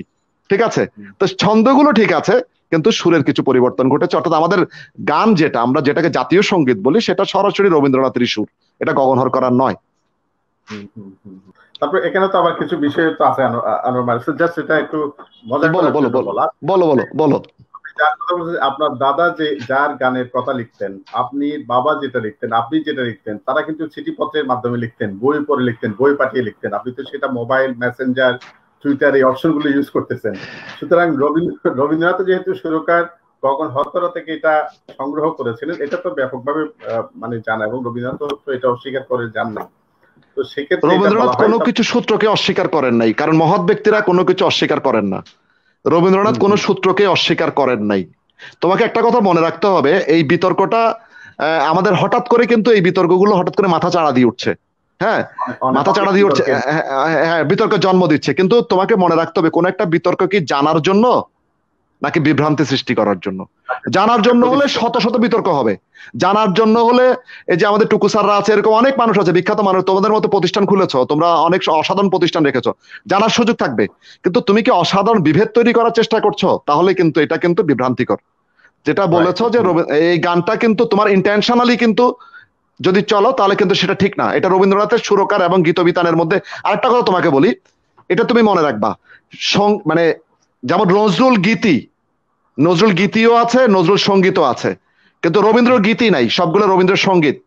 কারণ রবীন্দ্রনাথ তার সমস্ত গানকে, যে গানগুলো তিনি লিখেছেন, সেই গানের সুরকারও তিনি ছিলেন। কিন্তু নজরুলের অনেকগুলো গান নিজে সুর করেছেন, অনেকগুলো গান তিনি সুর পাওয়া যায়নি, পরে অন্যরাও সুর করেছে। যেগুলো অন্যরা সুর করেছে সেগুলো নজরুল গীতি, আর যেগুলো নজরুল নিজে করেছে সেগুলো নজরুল সঙ্গীত। রবীন্দ্রনাথের কিন্তু সবগুলো সঙ্গীত রবীন্দ্র সঙ্গীত, এবং সেটা কিন্তু কপিরাইট আছে। তাহলে তুমি কোনোভাবেই বলতে পারো না যে এই সুর গগন হরকারার সুর। এটা অবশ্যই, এই সুরটা হচ্ছে রবীন্দ্রনাথের সুর, রবীন্দ্রনাথ ঠাকুরের। জি, রবীন্দ্রনাথ ঠাকুরের সুর। দুইটা তথ্য পাওয়া যায়। একটা হচ্ছে চির উন্নত মমশির, শান্তিতে আমরা, সমরে আমরা, সর্বত্র আমরা, দেশের তরে। দুইটা লাইন, একটা হচ্ছে চির উন্নত মমশির, আর একটা হচ্ছে শান্তিতে আমরা, সমরে আমরা, সর্বত্র আমরা, দেশের তরে। এই দুইটা লাইনই বাংলাদেশ সেনাবাহিনীর স্লোগান বা উপজীব্য হিসেবে বিভিন্ন বইতে এই দুইটা লাইনকে আলাদা করে লেখা হয়ে আছে। আসলে বাংলাদেশ সেনাবাহিনীর আলাদা স্লোগান আছে কিনা, থাকলে সেটা কোনটা? চিরোন্নত মমশির এটা, নাকি শান্তিতে আমরা, সমরে আমরা এটা? আচ্ছা শোনো, বাংলাদেশ সেনাবাহিনীর স্লোগান শান্তিতে আমরা, সমরে আমরা, সর্বত্র আমরা, দেশের তরে। এটা বাংলাদেশ সেনাবাহিনীর স্লোগান। আর বাংলাদেশ মিলিটারি একাডেমির স্লোগান, যেখানে নবীন সদস্যরা প্রশিক্ষণ নেয়, সশস্ত্র বাহিনীর নবীন সদস্যরা প্রশিক্ষণ নেয়, যারা সেই প্রশিক্ষণ কেন্দ্রের স্লোগানটার নাম হচ্ছে চির উন্নত মমশির। তুমি যদি চট্টগ্রাম থেকে ঢাকা যাও, বাসের মধ্যে ট্রেনে করে গেলে দেখবে ট্রেন লাইনের ভাটিয়ারি যখন আসবে দেখবে পাহাড়ের গায়ে খুব চমৎকার করে লেখা আছে চির উন্নতম মসজিদ। সেটা BMA Bangladesh military academy slogan, সেটা বাংলাদেশ সেনাবাহিনীর স্লোগান নয়। আর বাংলাদেশ সেনাবাহিনীর স্লোগান হচ্ছে শান্তিতে আমরা, সমরে আমরা, সর্বত্র আমরা দেশের তরে। এটি বাংলাদেশ সেনাবাহিনীর স্লোগান। ক্ষুদ্র নিগোষ্ঠীর সাংস্কৃতিক ক্ষুদ্র নিগোষ্ঠী আমাদের এখানে যারা আছেন, এটা কি নিগোষ্ঠী না আদিবাসী? আবু নাসের টুকু স্যার, এটা নিয়ে আমাদের জাতীয় জীবনে অনেক একটা বড় বিতর্কও দেখা যায়। প্রথম যে আপনি প্রশ্ন করছিলেন একটু বলি, আমাদের জাতীয় সঙ্গীতের সুরকার কে? জাতীয় সঙ্গীতের সুরকার কিন্তু রবীন্দ্রসঙ্গীত, রবীন্দ্রনাথ ঠাকুর। এটা উনি ওই কি বলছেন, গগন হরকরা স্যার, গগন হরকরা। কিন্তু ওটা জি জি জি গগন আমার মালিক সাহেব যেটা বলছে এটা কারেন্ট, ওই রবীন্দ্রনাথ হবে সুরকার, এটা হলো কারেন্ট একদম, এখানে কোনো বিভ্রান্তি নাই। আর দ্বিতীয়ত আপনি একটা কি প্রশ্ন করছিলেন এর আগে, ওই যে এর আগে জাতীয় এটা তো বললাম সুরকার হলো রবীন্দ্রনাথ ঠাকুর। এই ব্যাপারে কোনো বিতর্ক নাই, এই ব্যাপারে কোনো বিতর্ক নাই। তারপরে এর পরে একটা প্রশ্ন করছেন না মালিক স্যারকে, আনোয়ার মালিক স্যারকে, ওই যে স্যার শান্তিতে আমরা, সমরে আমরা, প্রশ্নটা আনোয়ার মালিক স্যারকে করছেন, ওই যে চিরোন্নত মমশির, শান্তিতে আমরা, সমরে আমরা, এটা পরবর্তী প্রশ্নটা কি করছে? প্রদত্ত ছিল স্যার ক্ষুদ্র নিগোষ্ঠী, আদিবাসী, উপজাতি, এই শব্দগুলোর ডিফারেন্সটা কি? আমাদের এখানে উপজাতি না আদিবাসী, আমরা এখন কি বলছি? আচ্ছা, ওই বাংলাদেশ সেনাবাহিনী যে চিরোন্নত মমশির এই কথাটা বলছেন না, ওটা হলো সেনাবাহিনী, মনে রাখবেন সেনাবাহিনী, নৌবাহিনী, বিমান বাহিনী। সেনাবাহিনী, নৌবাহিনী, বিমান বাহিনী তিনটাকে একত্র বলে সশস্ত্র বাহিনী বা আর্ম ফোর্স। সেনাবাহিনীর আলাদা স্লোগান আছে, বিমান বাহিনীর আলাদা স্লোগান আছে, নৌবাহিনীর আলাদা স্লোগান আছে। সেনাবাহিনীর আলাদা প্রতীক আছে, বিমান বাহিনীর আলাদা প্রতীক আছে, নৌবাহিনীর আলাদা প্রতীক আছে, সম্মিলিত ভাবেও একটা প্রতীক আছে। আর চির উন্নত মমশির হলো সশস্ত্র বাহিনী। চির উন্নত মমশির এটা হলো সশস্ত্র বাহিনী, দ্যাট ইজ এরা সেনা, নৌ, বিমান সবার জন্য। মালিক স্যার ঠিকই বলছে। আর সেনাবাহিনীর ওই যে আপনি কি বলছেন, কি বলছেন না, সেনাবাহিনী কম্বাইন্ড হলো উন্নত মমশির, কম্বাইন্ড। আর ওই সেনাবাহিনীর হলো ওই যে মালিক স্যার, আনোয়ার মালিক স্যার যেটা বলছে, আপনি কি বলছেন, শান্তিতে আমরা, সমরে আমরা, এটা আমরা, সমরে আমরা, সর্বত্র আমরা দেশের তরে। জি স্যার। আর নৌবাহিনীটা হচ্ছে শান্তিতে সংগ্রামে সমুদ্রে দুর্জয়। হ্যাঁ, আর নৌবাহিনীর স্লোগানটা হচ্ছে শান্তিতে সংগ্রামে সমুদ্রে দুর্জয়, সমুদ্রে দুর্জয়, বাংলার আকাশ রাখিব মুক্ত, বাংলার আকাশ রাখিব মুক্ত। আর পুলিশেরটা হচ্ছে সেবাই ধর্ম। আর সশস্ত্র বাহিনী হলো সশস্ত্র বাহিনী, আর্ম ফোর্স হলো চির উন্নত মমশির। কনসেপ্টটা ক্লিয়ার হয়েছে? Right, clear sir, clear. এখন আনোয়ার মালিক স্যারের কাছে একটা প্রশ্ন, আমরা কি আদিবাসী এবং উপজাতি এই দুটো শব্দ, আদিবাসী যেটা বলছেন, আমাদের সংবিধানে কি আদিবাসী দেয় নাই? এখন এটা আদিবাসী কিনা, আদিবাসী বলছে না, সুতরাং সংবিধান যত আদিবাসী বলে নাই আমরা বলতে পারবো না। ক্লিয়ার। জি, আমার একটু স্যার যেটা বলেছে ঠিক, শতভাগ সংবিধান যা বলেছে সেটা মানতে হবে, কারণ সংবিধান হচ্ছে সর্বোচ্চ আইন। সংবিধান যা বলছে সেটা মানতে হবে, তোমার মন গড়া বা আমার মন গড়া কিছু বলা যাবে না। তবে একটা ব্যাখ্যা আমরা দেবো এই কারণেই, ক্লিয়ার হওয়ার জন্য। আদিবাসী বলতে বোঝা হচ্ছে যারা এ মাটি থেকে উৎপত্তি হয়েছে, এ মাটির সন্তান। যেমন আমরা যদি আমেরিকার কথা বলি, রেড ইন্ডিয়ানরা, নিউজিল্যান্ডের কথা বললে মাওরিরা। তো বাঙালির যে জাতিসত্তা আছে, আমরা যারা এখানে আছি সবাই তো আমরা এখানে, আমরা একটা মিশ্র জাতিসত্তা আমাদের, বাঙালি একটা সংকট জাতি। তো সুতরাং আমরা বৃহৎ নৃগোষ্ঠী, বাঙালিরা বৃহৎ নৃগোষ্ঠী, সাঁওতাল, মুরং, হাজং, চাকমা তারা ক্ষুদ্র নৃগোষ্ঠী। যেহেতু আমরা সংখ্যায় বেশি, আমরা হচ্ছে বৃহৎ নৃগোষ্ঠী, যেহেতু তারা সংখ্যায় কম, তারা হচ্ছে ক্ষুদ্র নৃগোষ্ঠী। এখানে উপজাতি বলে কাউকে ছোট করা যাবে না, কারণ জাতির সমীপে উপজাতি সেটা বলা ঠিক না। উপজাতি মানে হচ্ছে জাতির ক্ষুদ্র অংশ, তারা আমাদের ক্ষুদ্র অংশ নয়, তারা নির্দিষ্ট নৃগোষ্ঠীর মানুষ। সুতরাং এই জন্য বলতে হবে যে ক্ষুদ্র নৃগোষ্ঠী, বৃহৎ নৃগোষ্ঠী। আমরা বৃহৎ নৃগোষ্ঠী, জনসংখ্যায় বেশি, আমরা বাঙালিরা সংখ্যায় বেশি, সে কারণে বাঙালিরা হচ্ছে বৃহৎ নৃগোষ্ঠী। চাকমা, মুরং, হাজং, ত্রিপুরা যারা আছেন ওনারা হচ্ছেন সংখ্যায় কম, এই কারণে তারা হচ্ছে ক্ষুদ্র নৃগোষ্ঠী। সুতরাং এটাই আমাদের সংবিধান বলেছে।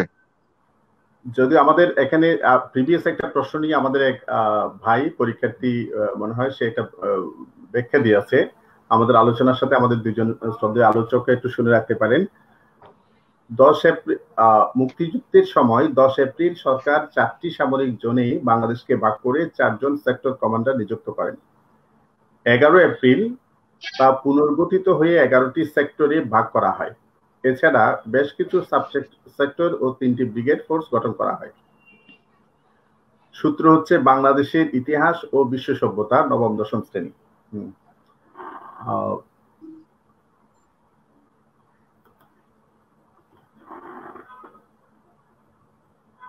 টুকু স্যার কিছু বলবেন? না, আমি শুনি নাই, প্রশ্নটা শুনি নাই। অর্থাৎ ওই যে 11টি সেক্টরে কখন ভাগ করা হয় পুরো বাংলাদেশকে, 11টি সামরিক সেক্টরে, এটার আমরা তো 10 এপ্রিল, 11 এপ্রিল, 11 জুলাই 3টা ডেট নিয়ে আলোচনা করেছি। প্রথমবার আপনি বলেছিলেন এটা মেবি 11 এপ্রিল হতে পারে, পরে আবার আপনি কারেকশন করে বলেছেন যে এটা 11 জুলাই। মেবি বলছি 11 জুলাই বলছি, 11 জুলাই। 11 জুলাই, আচ্ছা হ্যাঁ। তো এখন আমাদের বাংলাদেশের ইতিহাস ও বিশ্ব সভ্যতা, নবম দশম শ্রেণী, এগুলো তো স্যার আমাদের টেক্সট বই আর কি, সেখানে বলা হয়েছে 11 এপ্রিল তা পুনর্গঠন করে 11টি সাবসেক্টরে ভাগ করা হয়, অর্থাৎ ওখানে উত্তর বলা হয়েছে 11 এপ্রিল। তো যেহেতু আপনার এই তথ্যটা আসছে, আপনারা এটা একটু জেনে নেবেন যারা আসছেন। যদি কোনো কারেকশন আলোচনাতে যদি আপনার কোনো বিভ্রান্ত হন, আমাদের সম্ভবত গোলাম সরওয়ার সে একটা রেফারেন্স সহ এখানে উল্লেখ করে দিয়েছে, আপনারা একটু দেখে নিতে পারেন, এটা আমরাও এটা দেখে দিব পরবর্তীতে। আচ্ছা, এখানে একটু কথা বলি তোমার সাথে, এখানে একটু কথা আছে।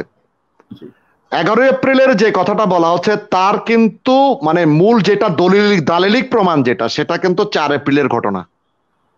সেটা কিন্তু 4 এপ্রিলের ঘটনা। সেটা 4 এপ্রিলটা ঘটেছে আপনার সিলেটের তেলিয়াপাড়াতে।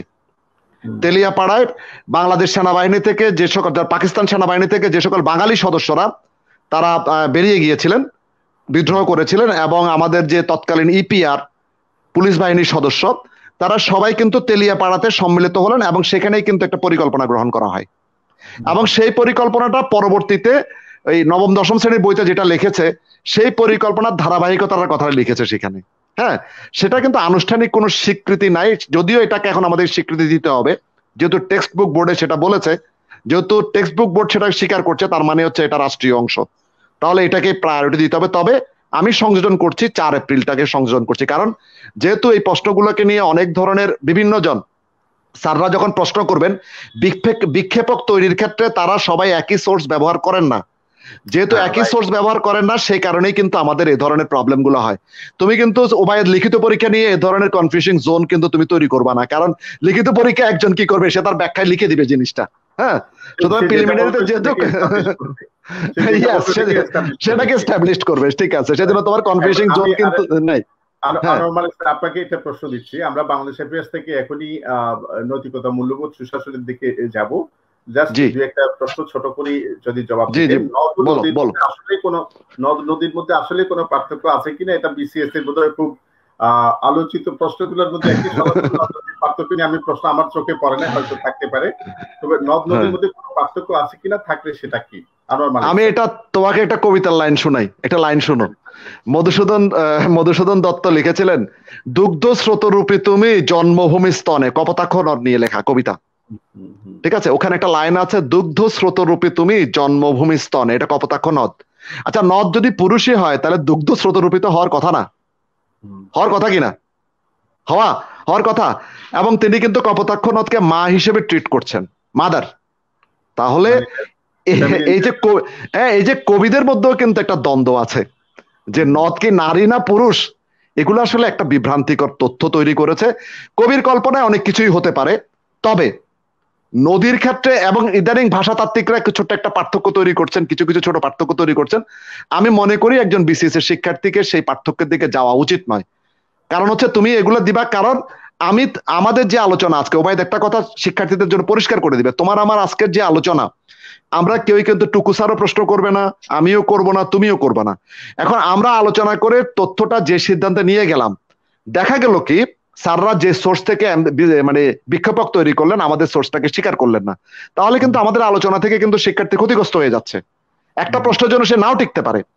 আমরা বলবো তোমার কাছে একমাত্র পরীক্ষা বিসিএস পরীক্ষা, সেখানে 200টা নাম্বার আছে, 200টা প্রশ্ন তুমি আনসার করার সুযোগ আছে। সেখান থেকে আমরা বলি তোমাকে একমাত্র পরীক্ষা, আমরা বলি যে তুমি 200 কখনো আনসার করবা না।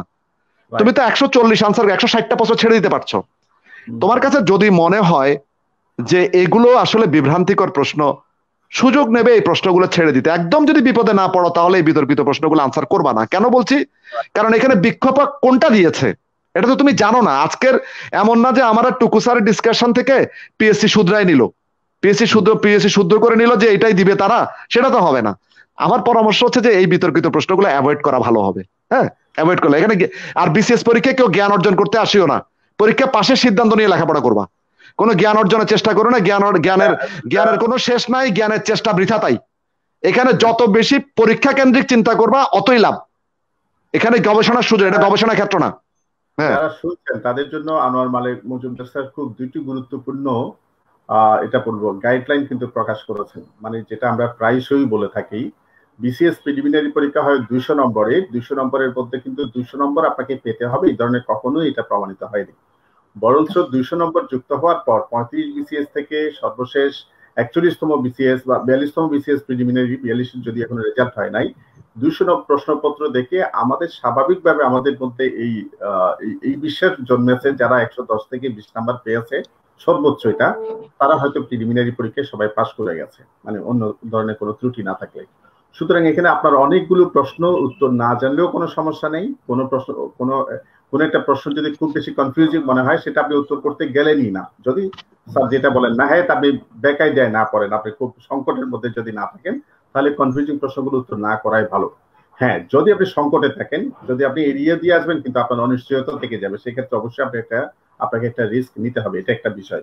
2 নম্বর একটা বিষয়, আমাদের কারোর মধ্যে স্যার যেটা বলেছেন জ্ঞান অর্জনের একটা বিষয় চলে আসে। জ্ঞান অর্জন সবসময় ভালো জিনিস, সেটা বিপক্ষে বলা আমাদের জন্য খুব মুসিবতের একটা বিষয় হয়ে যেতে পারে। তবে আপনি প্রিলিমিনারি প্রশ্নগুলোকে, এটা একটা পরীক্ষা, এই পরীক্ষায় একটা স্ট্যান্ডার্ড মার্কস পেলে পাস হয়। সুতরাং আপনি জ্ঞান অর্জন করতে গিয়ে আপনি 2-3টা বিসিএস পিলিতে ফেল করুন বা এরকম কিছু একটা হয়ে যাবে, এরকম বিভ্রান্তিতে না পড়ুন, সেটা আমরা চাইবো। আজকে 2জন স্যারের জন্য এবং আপনারা যারা শুনছেন তাদের সবার জন্য একটা মজার তথ্য দিই। সেটা হচ্ছে আজকে প্রথম আলোতে একটা রম্য রচনা আসছে, সম্ভবত মাহমুব আলম নামের একজনের একটা লেখা। সেটা হচ্ছে আমি শেয়ারও করেছি আমাদের মার্চ ফরওয়ার্ড গ্রুপে, স্যার একটু দেখবেন।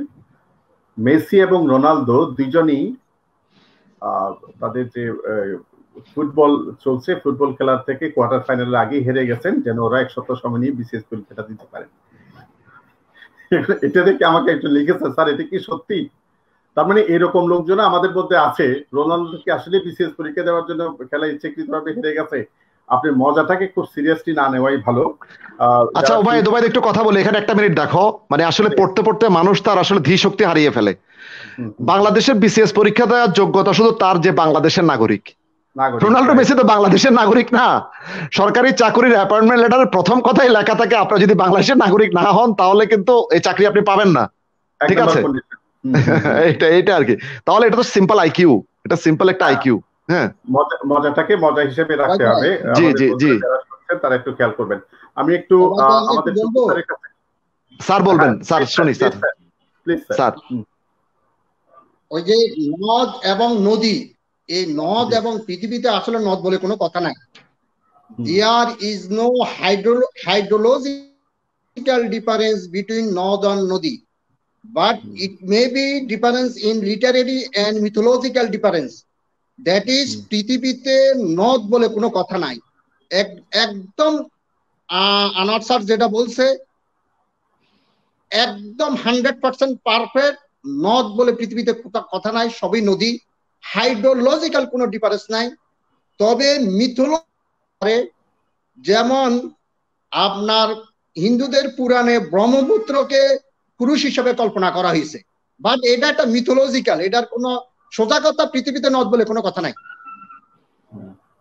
সবাই নদী, সব নদী। হ্যাঁ, এটা হচ্ছে ভাষাগত সুবিধার জন্য, যেমন নীল নদ বলে। হ্যাঁ, এগুলো ভাষাগত সুবিধার জন্য। নাইল রিভার, রিভার নাইল, হ্যাঁ ছন্দ মেলানোর জন্য, স্যার যেটা বলেছে এটা যেমন রিভার নাইল বলে, এটা তো আর এটা ইয়ে করে না। বাংলাদেশের বিষয়ে স্যারকে আরেকটা প্রশ্ন করে আমরা সরাসরি নদীগত মূল্যবোধ একটু আলোচনা করব। আমি টুকু স্যারকে প্রশ্নটা করছি, সেটা হচ্ছে বিসিএস পরীক্ষায় একটা প্রশ্ন এসেছিল, নিচের কোন ঘটনাটিকে আপনি বাংলাদেশ সরকারের বা বর্তমান সরকারের সবচেয়ে বড় অর্জন হিসেবে দেখেন? এইরকম একটা প্রশ্ন দিয়ে 3-4টা অপশন দেওয়া হয়েছে। একটা হচ্ছে খাদ্যে স্বয়ংসম্পূর্ণতা অর্জন, একটা দিয়েছেন হচ্ছে সমুদ্রে বিজয়, তখন আমরা সম্ভবত মায়ানমারের সাথে সমুদ্র বিজয় অর্জিত হয়েছিল তখন, যুদ্ধাপরাধীদের বিচার, এরকম 3-4টা অপশন দেওয়া হয়েছে। এক্ষেত্রে ছেলেমেয়েরা কিভাবে সিদ্ধান্তে আসবে, আপনি যদি একটা গাইডলাইন দিতেন। আবু নাসের টুকু। না, এটা তো আসলে একটা জটিল প্রশ্ন। এখন আনোয়ার মালিক স্যার এটা বলবে, এটা তো তখনকার পরিপ্রেক্ষিতে কোনটা ছিল। তা আমার কাছে মনে হয় তখন এই যুদ্ধাপরাধীর বিচার সারা পৃথিবী কিছু কিছু পাওয়ারফুল রাষ্ট্রকে মতামতকে উপেক্ষা করে মাননীয় প্রধানমন্ত্রী আওয়ামী লীগের সরকার যুদ্ধাপরাধ অর্থাৎ মানবতা বিরোধী অপরাধীদের বিচার করছে। তা আমার দৃষ্টিতে এটা মনে হয়, আবার কারো কারো দৃষ্টিতে সমুদ্র বিজয় মনে হয়। এখন এটা আমি এর চেয়ে বেশি কিছু বলতে পারবো না। আনোয়ার মালিক স্যারকে কিছু যুক্ত করবেন এই বিষয়ে? আমার কাছে মনে হচ্ছে যুদ্ধাপরাধীদের বিচার। আনোয়ার মালিক স্যারকে কিছু যুক্ত করবেন? আনোয়ার মালিক স্যার কিছু বলবেন এই বিষয়ে? আমি একটু মিস করেছি ওবায়েদ, আবার একটু যদি তুমি আমাকে রিপিট করো, আমার এখানে নেটওয়ার্কের সমস্যা আছে। হ্যাঁ, নিচের কোনটি বর্তমান সরকারের সবচেয়ে আচ্ছা এই প্রশ্নটা, আচ্ছা আমি তোমাকে বলি, এটা আমি আনসার দিচ্ছি, শুনো।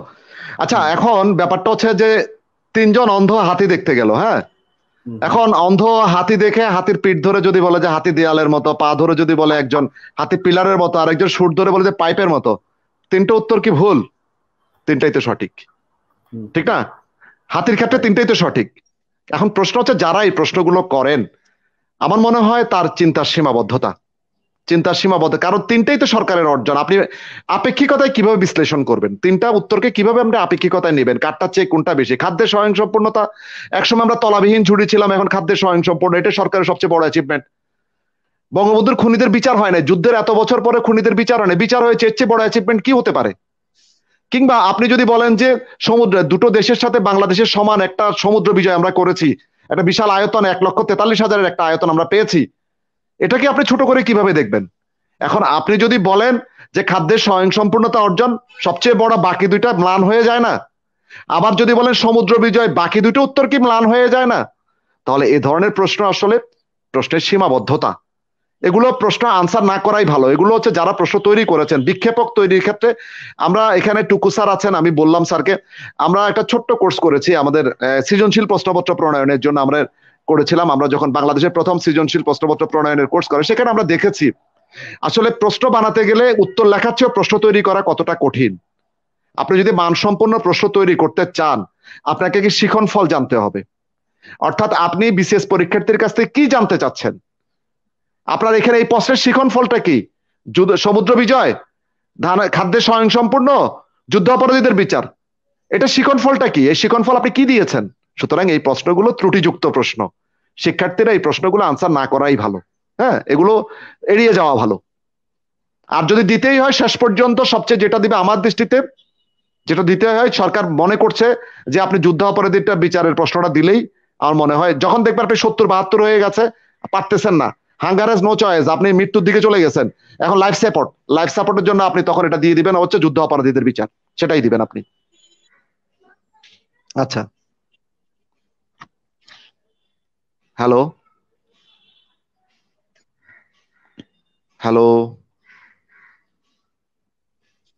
শুনতে পাচ্ছি না ওবায়েদ তোমাকে। হ্যাঁ, এখন শুনতে, হ্যাঁ। আপনার স্যার টুকু স্যারকে একটা প্রশ্ন করতে চাই। সংবিধানে স্থানীয় সরকার নিয়ে তো একাধিক অনুচ্ছেদ আছে। যদি সুনির্দিষ্ট একটা অনুচ্ছেদ বলতে বলা হয়, বাংলাদেশের সংবিধানের কত নম্বর অনুচ্ছেদে স্থানীয় সরকার নিয়ে আলোচনা হয়ে আছে? সেক্ষেত্রে আমাদের ছেলেমেয়েরা কোনটাকে উত্তর করবে? 59 এবং 60। 59 এবং 60। হ্যাঁ, এখন স্যার যদি 59 এবং 60 দুটো অপশন থাকে, স্যার যদি দুইটাই থাকে তাহলে তো 59 দিতে হবে, রাইট? 59, যেহেতু গঠন এবং কার্যাবলী নিয়ে 59 নাম্বারই আলোচনা আছে, সুতরাং 59 নাম্বারটা দিবেন। এটা আমাকে একজন প্রশ্নটা পাঠিয়েছেন, আমি তার জন্য বললাম 59 এবং 60 দুটাতেই আছে, কিন্তু 59 যেহেতু স্থানীয় সরকারের ফরমেশন অনুসার দিতে হবে, সেক্ষেত্রে এটা একটু মনে রাখবেন। আমরা স্যার একটু সংবিধানের প্রধান মূলনীতি কয়টি? আনোয়ার মালিক মজুমদার স্যার। আচ্ছা, এই কথাটা আমি কোথাও স্পষ্ট খুঁজে পাইনি। হ্যাঁ, সংবিধানের প্রধান মূলনীতি কয়টি? আমি পেয়েছি রাষ্ট্র পরিচালনার মূলনীতি, এটা আমরা জানি 4টা। সংবিধানের মূলনীতি বলতে আসলে কি বোঝাচ্ছে বিষয়টা, আমি প্রশ্নটা আমি আসলে পরিষ্কার না আমার কাছে। তো এই প্রশ্নের অপশনটা আমি নিচ্ছি। তবে আমি কথা বলেছি কয়েকজনের সাথে, বা আমি বইতে যেটা দেখলাম কয়েকটা মূলনীতি সমূহ বলে সংবিধানের একটা অনুচ্ছেদ আছে, যেটা আমরা ওই যে রাষ্ট্র পরিচালনার মূলনীতি যেটা বলেছি সেটা হচ্ছে দ্বিতীয় ভাগে, সংবিধানের দ্বিতীয় ভাগে 8 নং অনুচ্ছেদে যেটা বলা হয়েছে। আমি স্যার ভালো বলবেন, আমি আপাতত এই জায়গাটাতে আমি একটু স্যারের পরামর্শ নেব। আমাদের রাষ্ট্র পরিচালনার মূলনীতি বলা হয়েছে এবং মূলনীতিগুলো ব্যাখ্যা করা হয়েছে, ধর্মনিরপেক্ষতা ব্যাখ্যা করা হয়েছে। তারপরে সংবিধানের প্রাধান্য, তারপর হচ্ছে আইনের ক্ষেত্রে মানে ব্যাখ্যা, ভাষার ক্ষেত্রে মানে কাকে প্রাধান্য দেওয়া হবে, তারপরে হচ্ছে এই বিষয়গুলোকে আমার কাছে মনে হয়, কিন্তু আমার কাছে সুনির্দিষ্ট ভাবে আমি আসলে খুঁজে পাইনি সংবিধানের মূলনীতি কয়টি। সুতরাং এটি আমার কাছে পরিষ্কার না, আমার মনে হয় এটা স্যার ভালো বলতে পারবেন। স্যারকে যদি স্যার, আমাদের রাষ্ট্র পরিচালনার মূলনীতি বা সংবিধানের প্রধান মূলনীতি বিষয়টা বলতে আমাদের ছেলেমেয়েরা কি বুঝবে? রাষ্ট্র পরিচালনার মূলনীতি 4টা, এটা ঠিক আছে, কিন্তু সংবিধানের মূলনীতি কয়টি সেটা তো আসলে স্পেসিফিকলি আমি খুঁজে পাইনি। স্যার কিভাবে, সেক্ষেত্রে স্যার এরকম একটা প্রশ্ন আছে কিনা, রাষ্ট্র পরিচালনার মূলনীতি কি আসলে 4টি? আপনার টুকু স্যারের কাছে প্রশ্ন। রাষ্ট্র পরিচালনার মূলনীতি আপনার শুরু হয়েছে 8 অনুচ্ছেদে, শেষ হয়েছে 25 অনুচ্ছেদে। এগুলি সবগুলো রাষ্ট্র পরিচালনার মূলনীতি। তবে প্রধান যদি বলেন, প্রধান হলো 4টা। সেটা হলো জাতীয়তাবাদ, যে আপনার গণতন্ত্র, ধর্মনিরপেক্ষতা, সমাজতন্ত্র।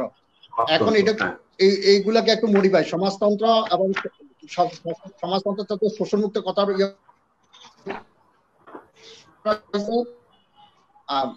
আর যদি বলেন যে রাষ্ট্র পরিচালনার মূলনীতি, তাহলে 8 থেকে 25 অনুচ্ছেদ সবগুলোই রাষ্ট্র পরিচালনার মূলনীতি।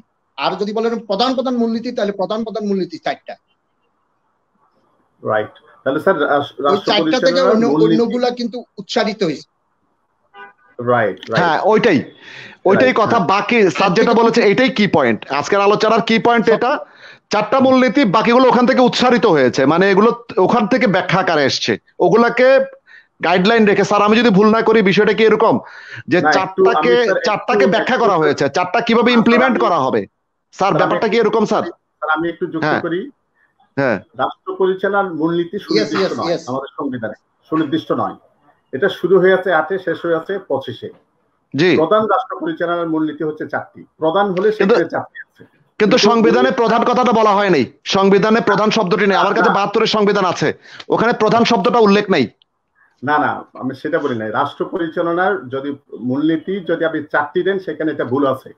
যদি প্রধান হয় 4টি তাহলে ঠিক আছে। আবার যদি রাষ্ট্র পরিচালনার মূলনীতি হয় তাহলে সেক্ষেত্রে 8 থেকে 25-এ সবগুলোকে কাউন্ট করতে হবে। আমি এটাই বলতে চাচ্ছি। আচ্ছা, কিন্তু আমাদের পরীক্ষার প্রশ্ন যদি বলে রাষ্ট্র পরিচালনার মূলনীতি কয়টি, 4টি, 3টি, 7টি, 8টি, এরকম প্রশ্ন তো আছে। এখানে যদি প্রধান, এখানে প্রধান শব্দটা কিন্তু 72-এর সংবিধানটা আমার হাতে আছে, 72-এর সংবিধানের মধ্যে এটা লেখা নাই। স্যার যারা প্রশ্ন করে ওরা কিন্তু এটাই সমস্যা। কারণ বিক্ষেপক কি দিচ্ছে। স্যার আমরা যদি শাব্দিক করতে এগুলোকে চিন্তা করতে যাই, তাহলে তো স্যার ওরা কেউ প্রশ্ন করতে পারবে না। মানে আমাকে স্পিরিট বলে একটা কথা আছে, মানে আমরা যখন সংবিধান পড়বো আমাকে সংবিধানের স্পিরিট এটা করতে হবে। প্রধান নাই মানে এটাকে যুক্ত করা যাবে না তা নয়। রাষ্ট্র পরিচালনার মূলনীতি হচ্ছে 4টি।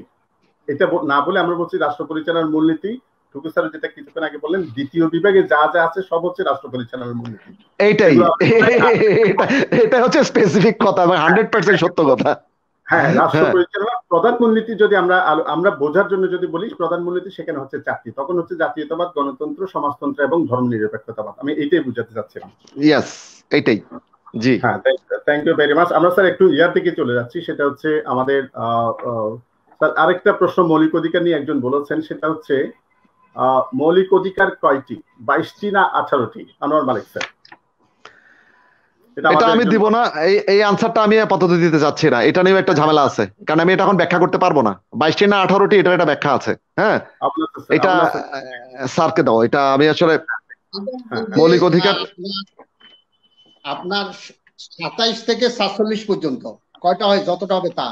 27 থেকে 27, 26 হলো মৌলিক অধিকার বিরোধী আইন করা যাবে না, সরাসরি অসামঞ্জস্য আইন, হ্যাঁ মৌলিক অধিকারের সহিত অসামঞ্জস্য আইন প্রণয়ন করা যাবে না। এটা এই জন্য এটা যদি আমরা বলি সংবিধানের 3য় ভাগে 27 থেকে 47 পর্যন্ত, 27 থেকে 47। স্যার টুকু স্যারকে একটু প্রশ্নটা করছিলাম, সেটা হচ্ছে 44 এর পরে যেগুলো আছে স্যার 45, 46, 47 এই 3টে অনুচ্ছেদ 26 এর মতোই মৌলিক অধিকার সংক্রান্ত অনুচ্ছেদ, কিন্তু মৌলিক অধিকারের অনুচ্ছেদ নয় মনে হয়। আপনি কি স্যার দ্বিমত করবেন? শৃঙ্খলামূলক আইনের ক্ষেত্রে অধিকার পরিবর্তন। হ্যাঁ কততম অনুচ্ছেদ আমি একটু দেখি, কততম অনুচ্ছেদ স্যার? এটা হচ্ছে স্যার এই 45 স্যার, 45 অনুচ্ছেদ 46, 47, 26 এগুলো এক ধরনের স্যার। আচ্ছা প্লিজ। শোষণমূলক আইনের ক্ষেত্রে অধিকারের প্রতিষ্ঠা, কোন শৃঙ্খলা বাহিনীর সদস্য সম্পর্কিত কোন শৃঙ্খলামূলক আইনে যে কোনো বিধান উক্ত সদস্যদের যথাযথ কর্তৃত্ব বাহিনীকে শান্তি রক্ষা নিশ্চিত করার উদ্দেশ্যে প্রণীত বিধানগুলি অনুরূপ বিধানের ক্ষেত্রে এই ভাগে কোনো কিছু। Right you are right. Thank you sir. আমি যারা 22টি লিখছেন, আমাদের আসাদুজ্জামান টিপু, শারমিন শ্যামা, এটা ভুল, এটা 22টি নয়, অনুচ্ছেদ হচ্ছে আপনার 27 থেকে 44 যেগুলো আছে সেগুলো হচ্ছে মৌলিক অধিকার, 26, 45, 46, 47 এগুলো মৌলিক অধিকার সংক্রান্ত অনুচ্ছেদ, বিধান মৌলিক অধিকার নয়, সরাসরি মৌলিক অধিকার সংক্রান্ত বিধান, এগুলো মৌলিক অধিকার নয়। মৌলিক অধিকার সংক্রান্ত বিধান, কিন্তু এগুলো মৌলিক অধিকার নয়। এগুলো মৌলিক অধিকার গুলো আছে সরাসরি 27 থেকে 44 নম্বর অনুচ্ছেদে। জি হ্যাঁ, 22টি নয়, 22টি এটা ভুল। 22টা ঢাকা বিশ্ববিদ্যালয়ে একটা প্রশ্ন আসছিল, বাংলাদেশের 3য় বিভাগে মৌলিক অধিকার সংক্রান্ত অনুচ্ছেদ কয়টি, তখন কিন্তু 22টি। এটা কিন্তু মৌলিক অধিকার কয়টি না, এটা হচ্ছে মৌলিক অধিকার সংক্রান্ত অনুচ্ছেদ, তখন হচ্ছে 22টি উত্তর কারেক্ট। আশা করি বুঝতে পেরেছেন। মৌলিক অধিকার হচ্ছে 18টি। Thank you very much. আমরা নৈতিকতা, মূল্যবোধ, সুশাসন একটু আবু নাসের টুকু স্যারের কাছে আসতে চাচ্ছিলাম। সেটা হচ্ছে স্যার এই বিষয়টি আগে ছিল না, এটা 35তম বিসিএস থেকে নৈতিকতা, মূল্যবোধ ও সুশাসন নিয়ে 10 নম্বরে একটা সিলেবাস সংযোজন করা হয়েছে। এর মধ্যে 35, 36, 37, 38, 39, 40, 41, 42 পর্যন্ত পরীক্ষা হলো, 41 ছাড়া। এর মধ্যে আবার 2টা পরীক্ষা গেছে, 39 এবং 42। এই দুইটা ছিল হচ্ছে স্পেশাল বিসিএস। আমরা এখনই আলোচনা শেষের দিকে চলে যাচ্ছি। একটু টুকু স্যার যদি বলতেন নৈতিকতা, মূল্যবোধ ও সুশাসনে, নৈতিকতা, মূল্যবোধ ও সুশাসন সংক্রান্ত বিষয়ে ছেলেমেয়েরা কিভাবে পরীক্ষায় উত্তর দানের ক্ষেত্রে সিদ্ধান্ত আসতে পারবে। আবু নাসের টুকু স্যার প্লিজ। প্রথমে ছেলে মেয়েদেরকে জানতে হবে নৈতিকতা কি, মূল্যবোধ কি, এবং নৈতিকতা এবং মূল্যবোধের মধ্যে সূক্ষ্ম পার্থক্য জানতে হবে, এবং কখনো কখনো নৈতিকতা এবং মূল্যের মধ্যে মিল আছে সেটাও জানতে হবে। আর সুশাসন কি, সুশাসনের বৈশিষ্ট্য কি, সুশাসনের প্রকারভেদ কি, সুশাসন সম্পর্কিত বিভিন্ন আন্তর্জাতিক প্রতিষ্ঠান কি বলছে, বিশেষ করে সুশাসনের পূর্বশর্ত সমূহ কি কি, এটা যদি ভালো করে জানে এমনি 4-5টা প্রশ্ন কমন পড়বে। তো এটা নিয়ে এত অল্প সময় তো আলোচনা করা যাবে না স্যার। আপনি বলছেন এই টার্মগুলোর বেসিক কনসেপ্ট, বেসিক কনসেপ্ট। হ্যাঁ, এবং এখান থেকে স্যার আপনি স্যার 35 থেকে যে আমাদের 40 পর্যন্ত যে প্রশ্নগুলো হয়েছে নৈতিকতা, মূল্যবোধ ও সুশাসনে, আমি একটা করে দেখেছি বেশিরভাগ প্রশ্ন কিন্তু সুশাসন কনসেপ্টটা থেকে আসা, নৈতিকতা, মূল্যবোধ থেকে আসে, কিন্তু বেশিরভাগ প্রশ্ন হচ্ছে সুশাসন থেকে বেশি ফোকাস করে আসে। তো সেক্ষেত্রে স্যার এমনি স্পেসিফিক তথ্য সুশাসনের ক্ষেত্রে রাইট। হ্যাঁ, তো আমাদের আবু নাসের টুকু স্যার, আমরা আর কয়েকটা মিনিট এটা নিয়ে আলোচনা করবো। আনোয়ার মালিক মজুমদার স্যার থাকবেন। আমাদের আবু নাসের টুকু স্যার স্যারের একটা প্রোগ্রাম আছে ঠিক এই সময়, স্যার মনে হয় আমরা আর বেশিক্ষণ পাবো না, আমি 2-3 মিনিটের মধ্যে আমাদের প্রোগ্রামটা শেষ করে দিচ্ছি।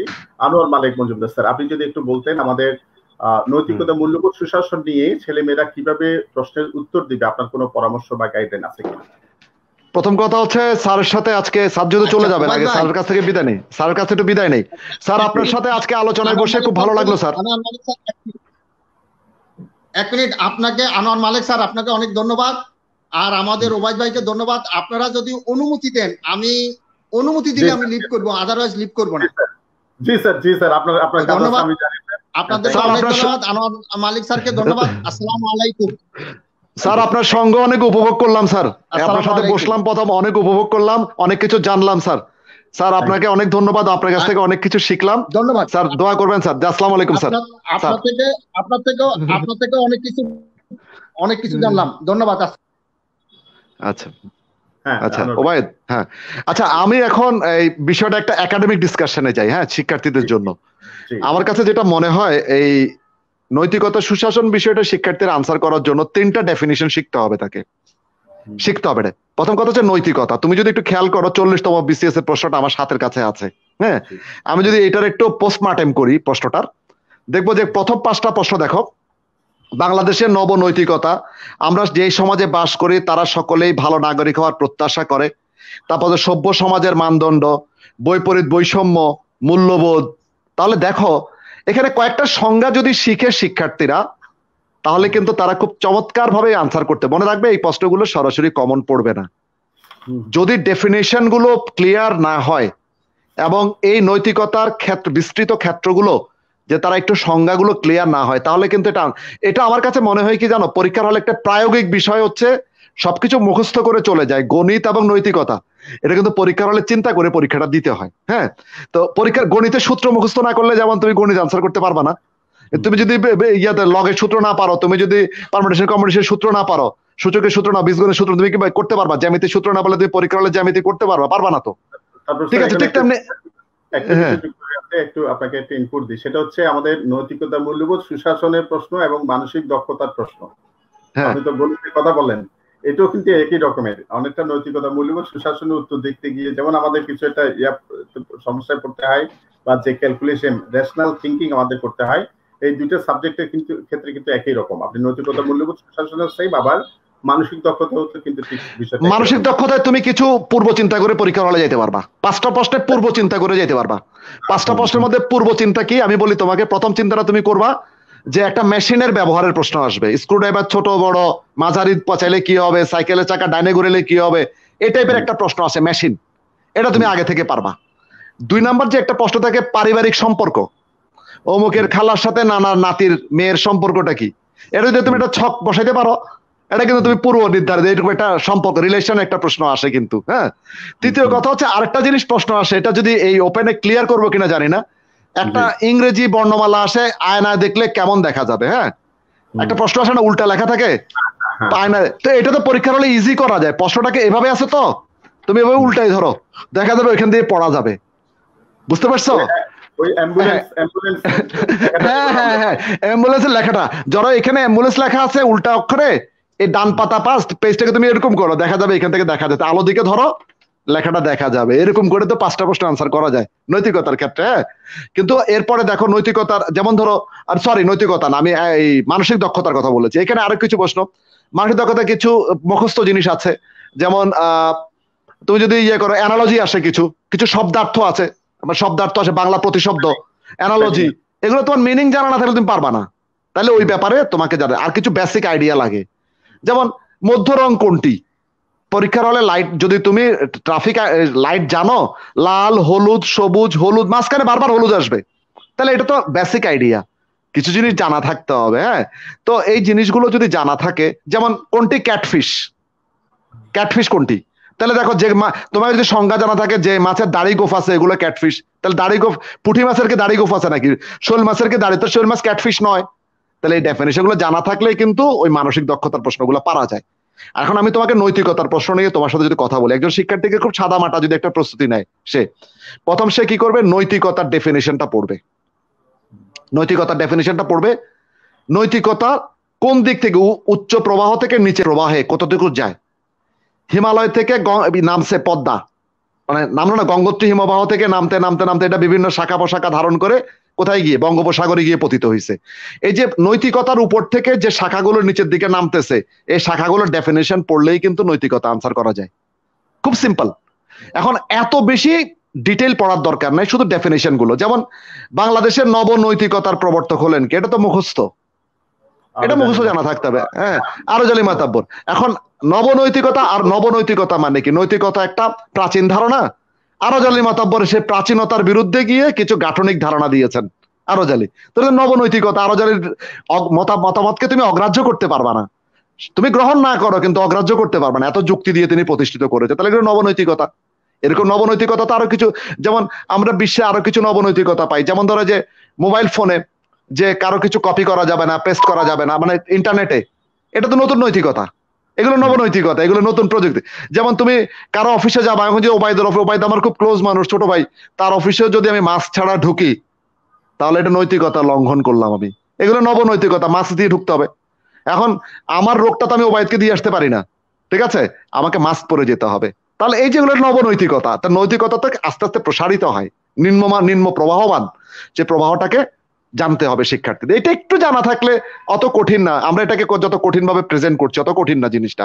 নৈতিকতা, এবং নৈতিকতার পরে কি করে, নৈতিকতার সাথে কিছু দর্শন রিলেটেড ফিলসফি, এক একটা সমাজের কিছু ফিলসফি আছে, সেই বেসিক ফিলসফি গুলোকে একটু পড়তে হবে।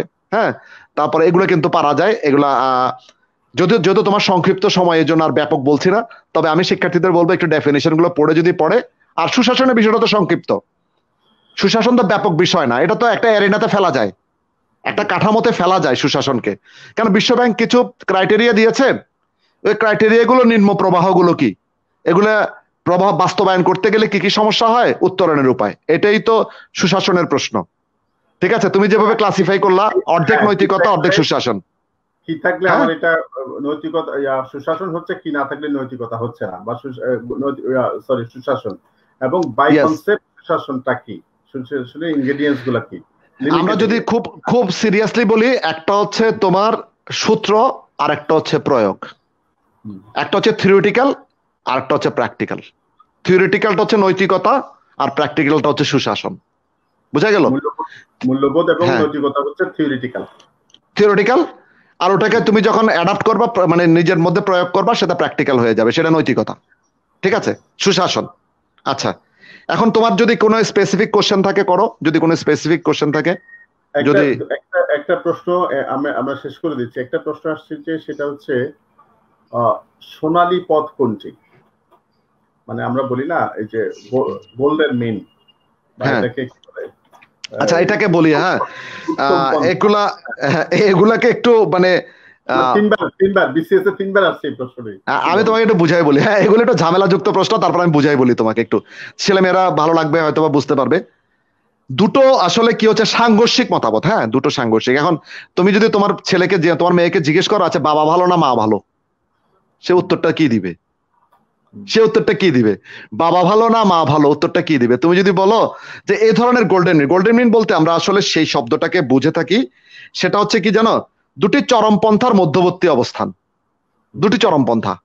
যেমন চরমপন্থাটা কি, একটা শিক্ষার্থী, একটা সন্তান তার মাকে চূড়ান্ত ভালোবাসে, আবার সে তার বাবাকেও চূড়ান্ত ভালোবাসে। এখন মাঝামাঝি অবস্থানটা কি? তখন মেয়েটা কি করবে, ছেলে মেয়েটা কি করবে জানো? তাকে যদি প্রশ্ন করো যে তোমার কে ভালো, বাবা ভালো না মা ভালো, তখন বলবে যে দুজনেই। দেখে বাচ্চারা হেসে বলবে দুজনেই ভালো। হ্যাঁ, দেখো তুমি বাসায় প্রশ্নটা করে দেখো, তোমার মেয়েকে প্রশ্ন করে দেখো, দেখবে সে বলবে দুজনেই। এটাই হচ্ছে গোল্ডেন মিন। এই যে দুইটা চরমপন্থার মাঝামাঝি সময়ে একটা সফট ডিসিশন, আবার মানে এটা গোল্ডেন মিনকে কখনো কিন্তু হার্ড ডিসিশন হবে না। দুইটা চরমপন্থার মাঝখানে একটা হার্ড ডিসিশন কিন্তু গোল্ডেন মিন হবে না। এই ডিসিশনটা হবে সফট একটা ডিসিশন, যে উভয়ে মানতে চাইবে না, তারপরে কেন জানি মেনে নিবে। মানতে চাইবে না, ইয়াস, মানতে চাইবে না কিন্তু মেনে নিবে, মানতে চাইবে না কিন্তু মেনে নিবে, মানলে আপত্তি থাকবে না বা খুব ক্ষতিগ্রস্ত হবে না। দুটো চরমপন্থার মাঝখানে একটা সফট ডিসিশনকেই বলা হয় গোল্ডেন মিন। এটা বিভিন্ন আন্তর্জাতিক আলোচনার ক্ষেত্রে এটা ব্যবহার করে, ভীষণ প্রয়োগে, মানে ইয়ের ক্ষেত্রে, বিশেষ করে একটা কান্ট্রি টু কান্ট্রি যখন তোমার নেগোসিয়েশন করে, কান্ট্রি টু কান্ট্রি নেগোসিয়েট করে, যেমন আমরা ভারতকে ইলিশ মাছ দিব কি দিব না, এটা কিন্তু গোল্ডেন মিনের মধ্যে। পয়লা বৈশাখে ভারতকে ইলিশ মাছ দিব কি দিব না? এখন আমার জনগণ ইলিশ মাছ না খাই আমি কি ভারতকে দিব না? আবার বলি যে না, বন্ধুত্বের নিদর্শন। দেখো ভারতের সাথে আবার এই যে টিকাটা আমাদেরকে দিল, হ্যাঁ প্রথম দিল, এটা বন্ধুত্বের নিদর্শন। আবার যদি বলে ইলিশ মাছ দেয় না, জনগণ বলবে ওরা তো পেঁয়াজ দেয় নাই, পেঁয়াজের ট্রাক আটকাই দিছে, আপনি কেন ইলিশ দিবেন? এটা জনগণ বলবেই। জনগণ খুব ক্রেজি হয়ে যাবে যে আমরা ইলিশ দিব না, ওরা পেঁয়াজ দেয় নাই, আমাদের বিপদের সময় পেঁয়াজ দেয় নাই। তখন তুমি বলবা যে কেন, এই যে টিকাটা তোমাদেরকে দিচ্ছে না, পৃথিবীর অনেক উন্নত রাষ্ট্র তো এখনো টিকা পায়নি, আমরা পাইছি না টিকা, বন্ধুত্বের কারণে টিকা পাইছি না। তো এই যে এটা গোল্ডেন মিন, যে দুটো মানে হার্ড ডিসিশনের মাঝখানে, দুটো বিপদপূর্ণ সিদ্ধান্তের মধ্যে একটা সফট ডিসিশন, যেটা মানতে না চাইলেও মেনে নিবে, এটাকেই বলে। আর কোনো প্রশ্ন আছে কিনা? আচ্ছা, ওভারঅল এই যে আমাদের বাংলাদেশ অ্যাফেয়ার্স এ মার্কস হচ্ছে 30 এবং নৈতিকতা মূল্যবোধ সুশাসনের মার্কস হচ্ছে 10, এই 40। এই 40 মার্কসের জন্য আর তো সময় আছে মাত্র আজকে শুক্রবার, আগামী শুক্রবার পরীক্ষা, 1 সপ্তাহ সময় এখন আর হাতে নেই। এই সময়ে স্টুডেন্টদের করণীয় বলে কি বলে আপনি মনে করেন? যেমন আমরা গত 3-4 দিন আমাদের যে কনফিউশন জোন হলো, সেখানে আমরা শিক্ষকদেরকে বলতে বলেছি, মানে এই সময়টা, এই যে 3-4 দিন 5 দিন 7 দিন সময় আছে, ওরা বেশি বেশি কি কাজটা করতে পারে? আপনার পরামর্শ। আচ্ছা ওবায়দ, তুমি আমাকে বলো বিসিএস এর সিলেবাস আছে কিনা? প্রিলিমিনারি সিলেবাস আছে?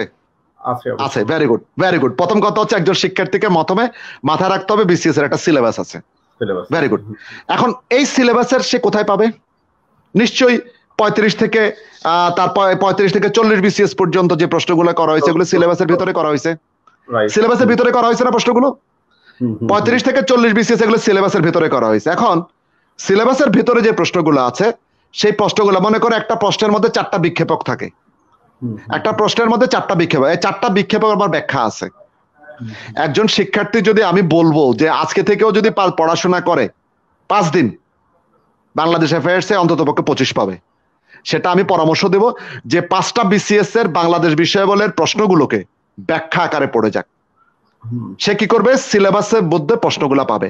আমি আজকে এখানে দাঁড়িয়ে বললাম তো, আগামী শুক্রবারে তোমার যখন বিসিএস পরীক্ষা হবে তুমি দেখো এই প্রশ্নগুলোর ব্যাখ্যা থেকে সুনির্দিষ্ট নিম্ন প্রবাহের প্রশ্নগুলো ওখানে দেওয়া হয়েছে। অর্থাৎ প্রথম প্রবাহটা হচ্ছে যেটা পরীক্ষায় চলে আসছে, এটা প্রথম প্রবাহ, সেখান থেকে আসবে না। এর পরবর্তী যে প্রবাহগুলো তৈরি হয়েছে ওই প্রবাহগুলো থেকে প্রশ্নগুলো আসছে। এটা কিন্তু ক্লিয়ার। একজন শিক্ষার্থী যদি জানে, এটা যদি বাংলাদেশ বিষয়াবলী তা না, সে যদি প্রত্যেকটা বিষয়াবলীকে এভাবে মাথায় রাখে, বাংলাদেশ, আন্তর্জাতিক বিজ্ঞান যা কিছুকে এভাবে মাথায় রেখে যদি একটু চর্চা করে, তাহলে দেখবে পরীক্ষার হলে সেটা পাবে। আরেকটা পরামর্শ দিব, পরীক্ষার হলে 200 নম্বরের জন্য আপনাকে সময় দিয়েছে 2 ঘন্টা। আচ্ছা বলেন তো ভাই, 120 নম্বরের জন্য তো আপনার জন্য সময় 2 ঘন্টা, ঠিক না? তাহলে আপনি পরীক্ষার হলে যখন যাবেন তখন 120-এর জন্য 2 ঘন্টা সময় চিন্তা করে পরীক্ষার হলে ঢুকেন। আপনি পরীক্ষার হলে 120 থেকে 30টা প্রশ্ন দাগাবেন, সর্বোচ্চ 30টা। সোজা প্রশ্ন হলে আমি দাগাবো না, না টিকলে আমার সাথে বলিয়েন, 130 টিকার 130 দাগানোর পরে আমার ফোন করেন, না টিকলে আমার ইচ্ছা মতো গালাগাল করেন যে আপনি বলছিলেন যে আমি 130 পাই, ও টিকি নেই। আপনি 130টা প্রশ্ন দাগান বা 20টা প্রশ্ন দাগান 2 ঘন্টায়, খুব আস্তে আস্তে দাগান, গনে গনে দাগান। যে মানে এক টানে প্রথম যেটা আসলো, এক টানে 70টা প্রশ্ন চলে আসলো, এরপর আর কয়টা দরকার? 50টা। এবার দ্বিতীয় ধাপে যান, যে আর কয়টা? 30টা, 100টা। এবার কলম কিন্তু সংকুচিত, মিলাই মিলাই দাগাবেন। যদি না মিলে তাহলে আসবে না, না মিলে এরকম করে 120টা প্রশ্ন দাগান তো আপনি 2 ঘন্টায়। আপনার জন্য সময় তো দিছিল কত? 200টার জন্য 2 ঘন্টা, আপনি 120টা করবেন 2 ঘন্টায়। তাড়াহুড়া করবেন না, আস্তে আস্তে করবেন, আর স্ট্রেস নিবেন না। আরেকটা কথা বলি ভাই, মাথায় রাখবেন যে টিকার প্ল্যান নিয়ে পরীক্ষার হলে ঢুকবেন না। আমাকে টিকতেই হবে, এই প্ল্যানটা নিয়ে পরীক্ষার হলে কখনো ঢুকবেন। আমি পরীক্ষার হলে যে প্ল্যানটা নিবেন, আপনার যে পরিকল্পনা, আমি ভালো একটা পরীক্ষা দিব, আমি অসাধারণ ভালো একটা পরীক্ষা দিব, আমি যতদূর জানি অসাধারণ ভালো পরীক্ষা দিব, এই প্ল্যানটা নিয়ে যদি আপনি পরীক্ষার হলে ঢুকেন, দেখবেন আপনার কোনো প্রশ্ন মিস হবে না। সচিন টেন্ডুলকার যখন ভারতীয় দলের ক্যাপ্টেন ছিল, আপনি যদি তার সেই সময়কালটা দেখেন, দেখবেন প্রত্যেকটা সময় সে কিন্তু অল্প রানে আউট হয়ে যেত। পুরা দলের লোডটা নিয়ে সে যখন ব্যাটিং করতো সে পারতো না। এরপর কোচ বুঝলো, বুঝার পর তাকে কি করলো, দল থেকে মানে ক্যাপ্টেন্সি থেকে তাকে আবার দলের সাধারণ সদস্য করলো। এরপরে দেখবেন তার রেকর্ড গুলো কিন্তু সেই সময়কালের।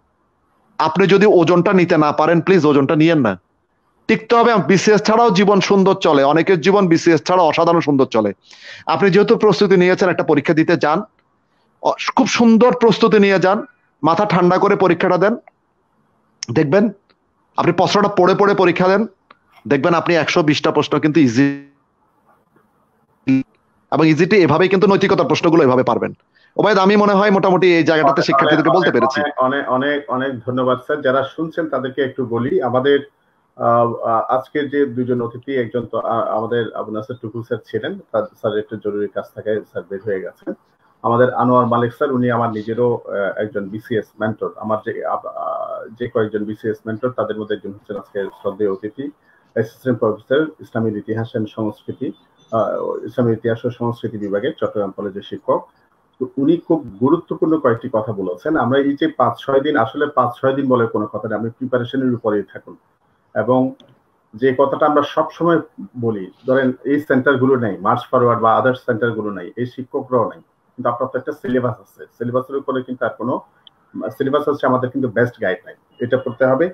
প্লাস হচ্ছে উনি সময়টাকে কিভাবে ম্যানেজ করবেন, উনি কিন্তু আপনাদের জন্য যারা একটু বেশি দাগাতে ভয় পান, দাগাতে চান না, আবার সময়ের স্বল্পতা নিয়ে অনেকেই একটু আফসোস করতে টেনশন করেন, উদ্বিগ্ন থাকেন, তাদের জন্য কিন্তু উনি একটা ফর্মুলা বের করে দিয়েছেন। এই জিনিসটাও কিন্তু আপনারা একটু মাথায় রাখতে পারেন। পরীক্ষাটা কিন্তু 200 নম্বর প্রাপ্তির পরীক্ষা নয়, পরীক্ষা হচ্ছে প্রিলি পাস করার পরীক্ষা। সুতরাং স্যার যেটা বলেছেন, অনেক বেশি স্ট্রেস নিয়ে অনেক বেশি ভালো করবো এরকম ধরে, আমার মনে হয় স্যারও আমার সাথে একমত হবেন। আমরা এই যতজনকে দেখেছি বেশি সিরিয়াস, টু সিরিয়াস যারা ঠিক নাই, বিসিএস হয় নাই, তাদের বিসিএস হয় নাই। যারা মডেল টেস্টে স্যার 100-150 পাওয়ার পরে ওরা মনে করে যে 200 কেন পেলাম না, 180 কেন পেলাম না, আর যখন 100 পরীক্ষা ছিল তখন 70 পাওয়ার পরেও যে খুশি হতো না। মানে আমার মনে হয় স্যার ভালো জানবেন, আমরা 2-4 জনও ক্যাডার হয়ে আছে বা সফল হয়ে আছে বা এই লাইনে, সেটা কিন্তু আমার চোখে পড়ে নাই। স্যার তো আমার আগেই বললেন ওরা কিন্তু বিসিএস এ টিকে না। সুতরাং টু সিরিয়াস হওয়ার দরকার নাই। আপনি আপনার আচরণ হবে কৌশলপূর্ণ আচরণ, কৌশল খুবই কৌশলী। আর বিসিএস মেধাবীদের পরীক্ষা না, এটা মাথায় রেখেন। বিসিএস হচ্ছে কৌশলীদের পরীক্ষা, পরিশ্রমীদের পরীক্ষা। ক্লাস 8 এর বই দিয়ে, ক্লাস 8 এর বই থেকে পরীক্ষার প্রশ্ন হয়, এটা মেধা যাচাই না। ক্লাস 10 এর বই এটা মেধা, এগুলো আমি আগেই পাশ করে আসছি। কিন্তু একটা নির্দিষ্ট 2 ঘন্টা সময়ের মধ্যে কতটা কৌশলপূর্ণ আচরণ করে আমি বেরিয়ে আসতে পারছি। কারণ একজন আপনি ব্যুরোক্রেট হবেন, মনে রাখবেন, আপনাকে কেরানি নিয়োগের জন্য এই পরীক্ষা নিচ্ছে না। একজন ব্যুরোক্রেট হবেন, আপনাকে টাইম ব্যান্ডিংস এর ভিতরে ব্যুরোক্রেসি, কখনো যদি চিন্তা করেন ব্যুরোক্রেসি অনেক টাফ, আবার যদি সিম্পলি চিন্তা করেন bureaucracy routine work, bureaucracy is a routine work. আবার যদি যাদের কাছে, অনেকের কাছে দেখবেন ব্যুরোক্রেসি অনেক টাফ জব, অ্যাকচুয়ালি এটা কোনো টাফ জবও না, এটা একটা রুটিন ওয়ার্ক। এখন রুটিন ওয়ার্কটা সেই সফল হয় যে প্রতিদিন আসলে নিয়মতান্ত্রিক ভাবে কাজটা করতে পারে। আপনাকে ব্যুরোক্রেট রিক্রুট করা হবে, এখানে গবেষক নিয়োগ করা হচ্ছে না। গবেষকের জন্য আপনার পরীক্ষা নিচ্ছে না, আপনাকে খুব সাধারণ মানের বুদ্ধিদীপ্ত একজন মানুষ নিয়োগ করা চাচ্ছে। ওবায়দ, আমি এটাই বলতে চেয়েছি। এই কথাটা দিয়ে আমরা শেষ করব। আমাদের আজকে আনোয়ার হোসেন, আবুল হাসেন টুটু স্যার এবং শ্রদ্ধেয় আনোয়ার মালিক মজুমদার স্যার, দুইজনের প্রতি অশেষ কৃতজ্ঞতা। ওনারা দুইজনই নিজেদের পেশাগত জীবন, ব্যক্তিগত জীবন নিয়ে অনেক ব্যস্ত থাকেন। আজকে আবার হলিডে, শুক্রবার, এর মধ্যেও দুজনের অন্য শিডিউল ছিল আমি জানি, কিন্তু এরপরেও আমি বিশেষ অনুরোধ করেছি আপনাদের সাথে থাকার জন্য, এবং আপনাদের প্রতি একটা দায়বদ্ধতা থেকে কিন্তু ওনারা আসলে সময়টা দিয়েছেন। আমি দুজনের প্রতি মার্চ ফরওয়ার্ডের পক্ষ থেকে কৃতজ্ঞতা জানাচ্ছি, শুভেচ্ছা জানাচ্ছি। আনোয়ার স্যার, আপনাকে অশেষ ধন্যবাদ ও কৃতজ্ঞতা আমাদের সাথে থাকার জন্য। আর যারা বন্ধুরা যারা শুনছেন, শেষ কথা, কৌশলের কোনো বিকল্প নাই। আসলে শুধু বিসিএস কোনো, প্রতিটা প্রতিযোগিতা এবং প্রতিটা সাকসেস স্টেপের পিছনে কিন্তু আসলে কৌশলটা অনেক বেশি গুরুত্বপূর্ণ। আপনি কিভাবে বিষয়টা দেখছেন, কিভাবে বিষয়টা নিয়ে আছেন, কিভাবে বিষয়টা ফেস করছেন। আপনাদের সবাইকে, যারা আমাদের সাথে ছিলেন, তাদের সবাইকে ধন্যবাদ এবং কৃতজ্ঞতা জানাচ্ছি। আজকে রাত 8:45 আমাদের আরেকটা গুরুত্বপূর্ণ কনফিউশন জোন প্রোগ্রাম থাকবে। খুবই গুরুত্বপূর্ণ একটা সাবজেক্ট, গাণিতিক যুক্তি এবং মানসিক দক্ষতা। এই বিষয়ে আমাদের সাথে আলোচনা করবেন আমাদের আনোয়ারুল কবির স্যার আছেন, আমাদের মাহমুদুল আলম স্যার আছেন এবং আমাদের আলী আকবর স্যার আছেন। সুতরাং আপনারা 8:45 আবার গাণিতিক যুক্তি ও মানসিক দক্ষতার কনফিউশন জোন প্রোগ্রামে দেখবেন, থাকবেন, সে আশা থাকলো। আপনাদের সবাইকে শুভেচ্ছা। আল্লাহ হাফেজ। আল্লাহ হাফেজ, ভালো থাকবেন, সবার জন্য শুভকামনা। ধন্যবাদ। আসসালামু আলাইকুম। আসসালামু আলাইকুম। ধন্যবাদ স্যার।